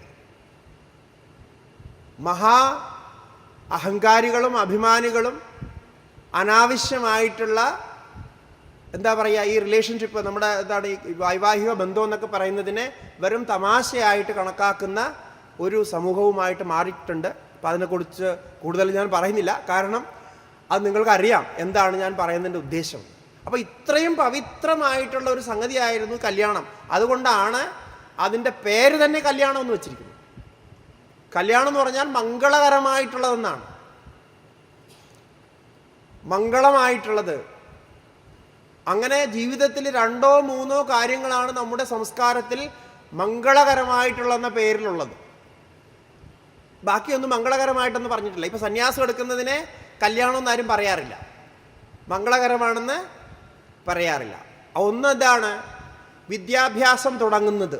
അതായത് പണ്ടത്തെ കാലത്ത് ഉപനയനം ചെയ്യുന്നതിനെ പൂണുനൂൽ കല്യാണം എന്നാണ് നമ്മളുടെ നാട്ടിലൊക്കെ പറഞ്ഞിരുന്നത്. അപ്പോൾ അത് കല്യാണമാണ്. കാരണം എന്താണ്? ആ കുട്ടിയുടെ ജീവിതത്തിലെ വിദ്യാഭ്യാസം, വിദ്യയെ സ്വീകരിക്കാൻ തുടങ്ങുകയാണ്. അത് വലിയ പവിത്രമായ ഒരു സംഗതിയാണ്. അതുകൊണ്ട് അത് കല്യാണമായിരുന്നു. അത് കഴിഞ്ഞാൽ പിന്നെയുള്ള കല്യാണം എന്ന് പറയുന്നത് ഈ വിവാഹം തന്നെയാണ്. അതും ഏറ്റവും മംഗളകരമായിട്ട്. പിന്നെ മൂന്നാമതുള്ള കല്യാണം എന്ന് എല്ലാവരും പറയാറില്ല, പക്ഷേ അങ്ങനെ കൽപ്പിച്ച് കേട്ടിട്ടുള്ളത് പുത്രജനനം. അതായത് വിവാഹം കഴിഞ്ഞവർക്ക് പുത്രജനനം ഉണ്ടെങ്കിൽ വലിയ മഹോത്സവം കൊണ്ടാടും, അത് വലിയ കല്യാണമാണ്. അങ്ങനെ ഈ 3 കാര്യങ്ങൾക്കാണ് ഈ കല്യാണ ശബ്ദം തന്നെ പ്രയോഗിച്ചിരിക്കുന്നത്, മംഗളകരമാണെന്നുള്ള ശബ്ദം പ്രയോഗിച്ചിരിക്കുന്നത്. അപ്പോൾ അതിനെ മംഗളകരമായിട്ട് വയ്ക്കാനുള്ള ശാസ്ത്രീയ വ്യവസ്ഥ ഉണ്ടായിരുന്നു. ഇതൊക്കെ കുറച്ച് അറിഞ്ഞിരിക്കുന്നത് നല്ലതാണ്. പ്രത്യേകിച്ച് ചെറുപ്പക്കാരൊക്കെ ഇത് മനസ്സിലാക്കിയിരുന്നാൽ വളരെ നല്ലതാണ്. എന്താണ് വിവാഹിത ജീവിതം? അപ്പോൾ അവിടെ നമ്മൾ പറഞ്ഞു വച്ചത് ഈ പരകീയ ഭാഷയെക്കുറിച്ചാണ്. പരകീയ ഭാഷയിൽ 2 ശിരസ്സുകൾ ധർമ്മഋഷഭനുണ്ട് എന്ന് പറഞ്ഞു. അതിൻ്റെ കാരണമാണ് പറഞ്ഞത്. അതിനെക്കുറിച്ചാണ് യജമാന പത്നിയെയും യജമാനെയും കുറിച്ച് പറഞ്ഞത്. അപ്പോൾ ഇത് ഒരുമിച്ച് ചെയ്യുന്നതുകൊണ്ട് അവർ 2 ഉണ്ട്.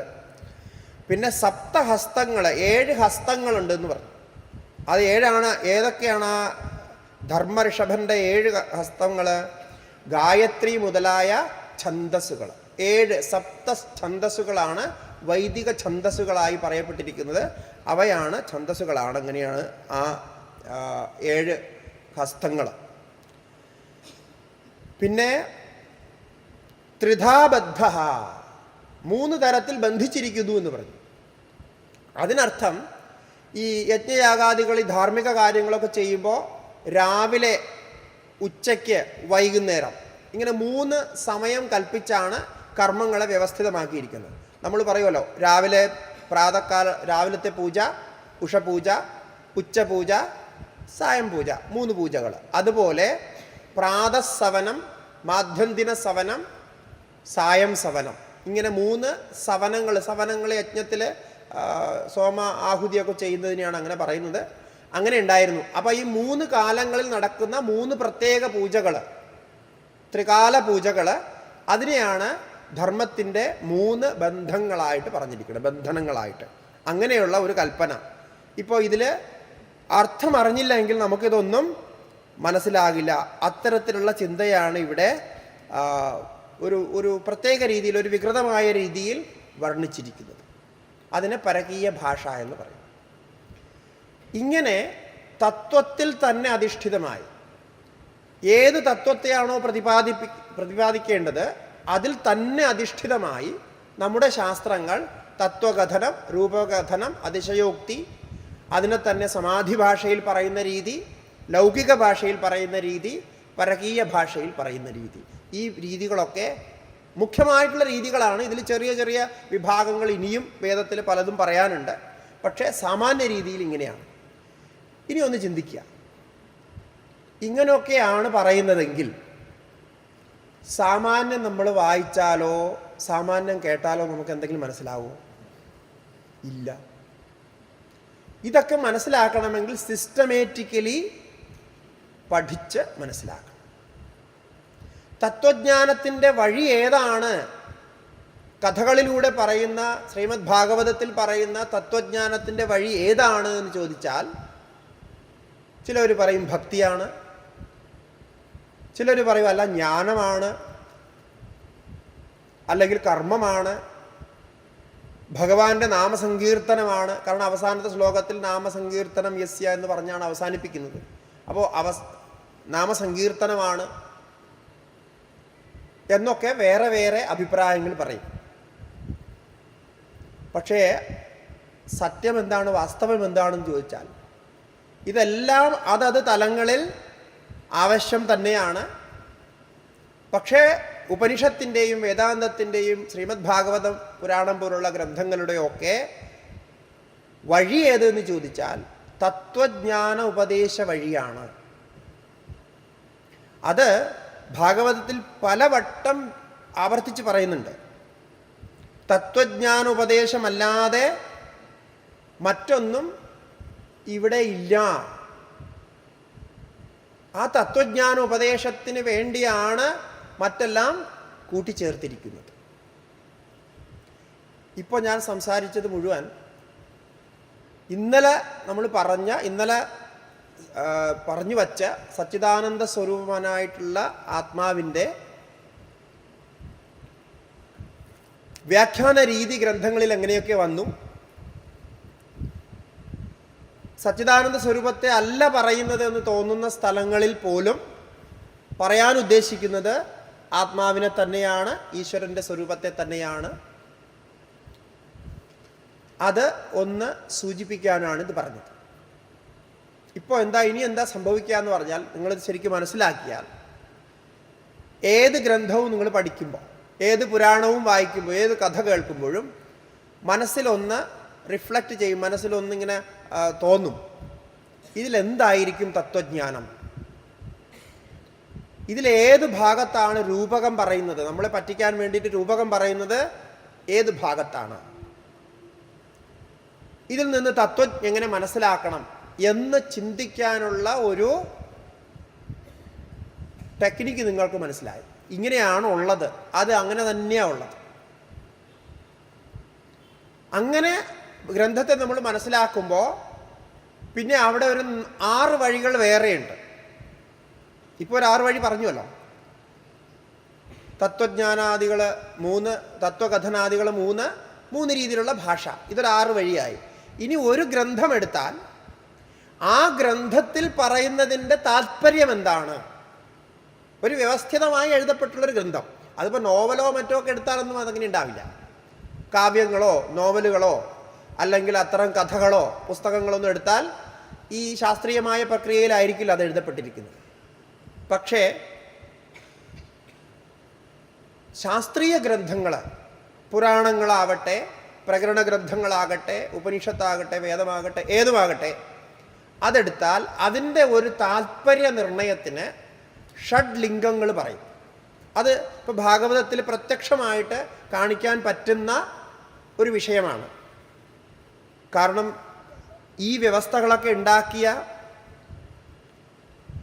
ഈ വ്യവസ്ഥകളുടെയൊക്കെ മൂല ആചാര്യനായിട്ടുള്ള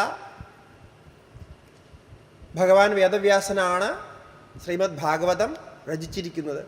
അപ്പോൾ തീർച്ചയായിട്ടും അദ്ദേഹം തന്നെ കൽപ്പിച്ച് വച്ചിട്ടുള്ള ആ വ്യവസ്ഥ, ആ നിയമം അദ്ദേഹം പാലിക്കാണ്ടിരിക്കില്ലല്ലോ, സ്വയം തന്നെ പാലിക്കാണ്ടിരിക്കില്ല. അപ്പോൾ അദ്ദേഹം അത് പാലിച്ചിട്ടുണ്ട്. അതെന്തെന്ന് ചോദിച്ചാൽ അതിനെ ഷഡ്ലിംഗങ്ങൾ എന്നാ പറയാം. ഷഡ്ലിംഗം താത്പര്യ നിർണയേ. ഒരു ഗ്രന്ഥം കയ്യിലെടുത്താൽ ആ ഗ്രന്ഥത്തിൻ്റെ താത്പര്യം നിർണയിക്കാൻ നിങ്ങൾ ആരോടും ചോദിക്കണ്ട. ഈ 6 ലക്ഷണങ്ങൾ നിങ്ങൾക്ക് അറിയാമെങ്കിൽ ആ ഗ്രന്ഥത്തിൻ്റെ ആ ഗ്രന്ഥഭാഗത്തിൻ്റെ താത്പര്യം നിർണയിക്കാൻ പറ്റും. ഉപക്രമോ ഉപസംഹാരോ അഭ്യാസ അപൂർവതാഫലം അർത്ഥവാദോപപത്തിശ്ച ലിംഗം താത്പര്യ നിർണയേ എന്നാണത് പറയുന്നത്. ഉപക്രമ ഉപസംഹാരം, അഭ്യാസം, അപൂർവത, ഫലം, അർത്ഥവാദം. അർത്ഥവാദം എന്ന് പറഞ്ഞാൽ ദൃഷ്ടാന്ത കഥകൾ, അർത്ഥവാദം. ഉപപത്തി, ഉപപത്തി എന്ന് പറഞ്ഞാൽ യുക്തികൾ. ഇതാറും വച്ച് ഒരു ഗ്രന്ഥത്തിൻ്റെ നിർണയം പറയാം. ഉപക്രമ ഉപസംഹാരങ്ങൾ ശ്രീമദ് ഭാഗവതത്തിൽ ആരെങ്കിലും പറയാണ് ശ്രീമദ് ഭാഗവതത്തിൽ മറ്റെന്തോ ആണ് വിവക്ഷിതമായിട്ടുള്ളത്, പരമതത്വ സമീക്ഷ അല്ല ശ്രീമദ് ഭാഗവതത്തിൻ്റെ വിവക്ഷ എന്ന് പറഞ്ഞാൽ നിങ്ങൾക്ക് നിയമപരമായിട്ട് അങ്ങനെയാണ് എന്ന് സ്ഥാപിക്കാൻ സാധിക്കും. ഉപക്രമ ഉപസംഹാരോ അഭ്യാസോ അപൂർവതാഫലം അർത്ഥവാദോപപത്തിശ്ച ലിംഗം താത്പര്യ നിർണയേ. ആദ്യം ഇതിൻ്റെ ഓരോ ശബ്ദത്തിൻ്റെ ഒരു അർത്ഥം പറയാം, എന്താണെന്ന് മനസ്സിലാവണമല്ലോ. ഉപക്രമ ഉപസംഹാരം എന്ന് പറഞ്ഞാൽ തുടക്കവും ഒടുക്കവും,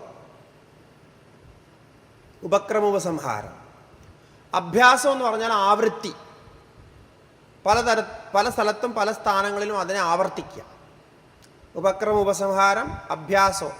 അപൂർവത, അപൂർവത എന്ന് പറഞ്ഞാൽ ആ ഗ്രന്ഥത്തിൻ്റെ സവിശേഷമായിട്ടുള്ള വക്തവ്യം, സ്പെഷ്യൽ സബ്ജക്റ്റ്, അതിൽ മാത്രമായിട്ട് നമുക്ക് വിശേഷമായിട്ട് കാണാൻ സാധിക്കുന്നത്, അതാണ് അപൂർവത.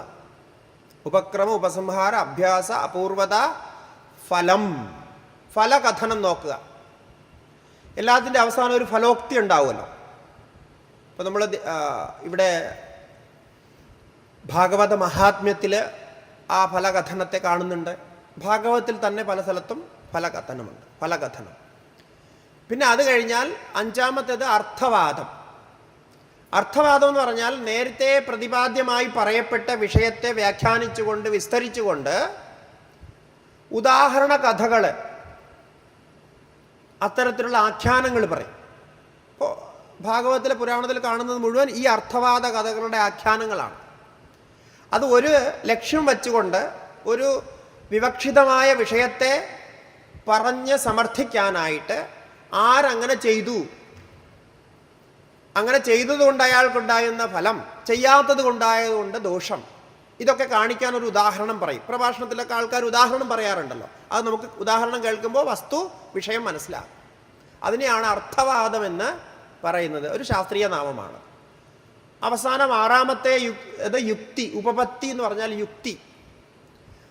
അങ്ങനെ അതായിരിക്കുന്നത് എന്തുകൊണ്ട് എന്ന് ലോജിക്കലിയും പറയാൻ സാധിക്കണം. ഇത് 6ഉം കൂടെ ചേർന്നാൽ ഒരു വിഷയത്തെ, ഒരു ഗ്രന്ഥസംബന്ധമായ വിഷയത്തിൻ്റെ വിവക്ഷ അത്യന്തം സ്ഫുടമായിട്ട് ശ്രോതാവിന്, പഠിതാവിന് മനസ്സിലാകും. ഇതിൽ പിന്നെ സംശയമൊന്നുമില്ല. അപ്പോൾ ആ രീതിയിൽ നമുക്ക് ശ്രീമദ് ഭാഗവതത്തിലെ സച്ചിദാനന്ദ സ്വരൂപത്തെ തന്നെയാണ്, ബ്രഹ്മത്തെ തന്നെയാണ് ശ്രീമദ് ഭാഗവതം ഭഗവത് അവതാര കഥകളിലൂടെ, ലീലകളിലൂടെ വർണ്ണിച്ചു തരുന്നത് എന്ന തത്വസമീക്ഷ, അതിൻ്റെ ഒരു ചെറിയ പരിചയം നമുക്ക് കാണാം. അത് ഇപ്പോൾ സമയമായതുകൊണ്ട് ക്ലോക്ക് ഇങ്ങനെ ആടുന്നുണ്ട്. അപ്പോൾ അത് കഴിഞ്ഞിട്ട് നമുക്കത് തുടങ്ങാം. കാരണം അത് കുറച്ച് സമയമെടുക്കും. ഒരു ബ്രേക്ക് കഴിഞ്ഞിട്ടാവും നല്ലത്. ഇപ്പോൾ ബോറടിക്കുന്നില്ലല്ലോ അല്ലേ? ബ്രേക്കിൻ്റെ ആവശ്യമുണ്ടോ? ഉണ്ടാവണമെന്നല്ലാണ്. ശരി, ആയിക്കോട്ടെ.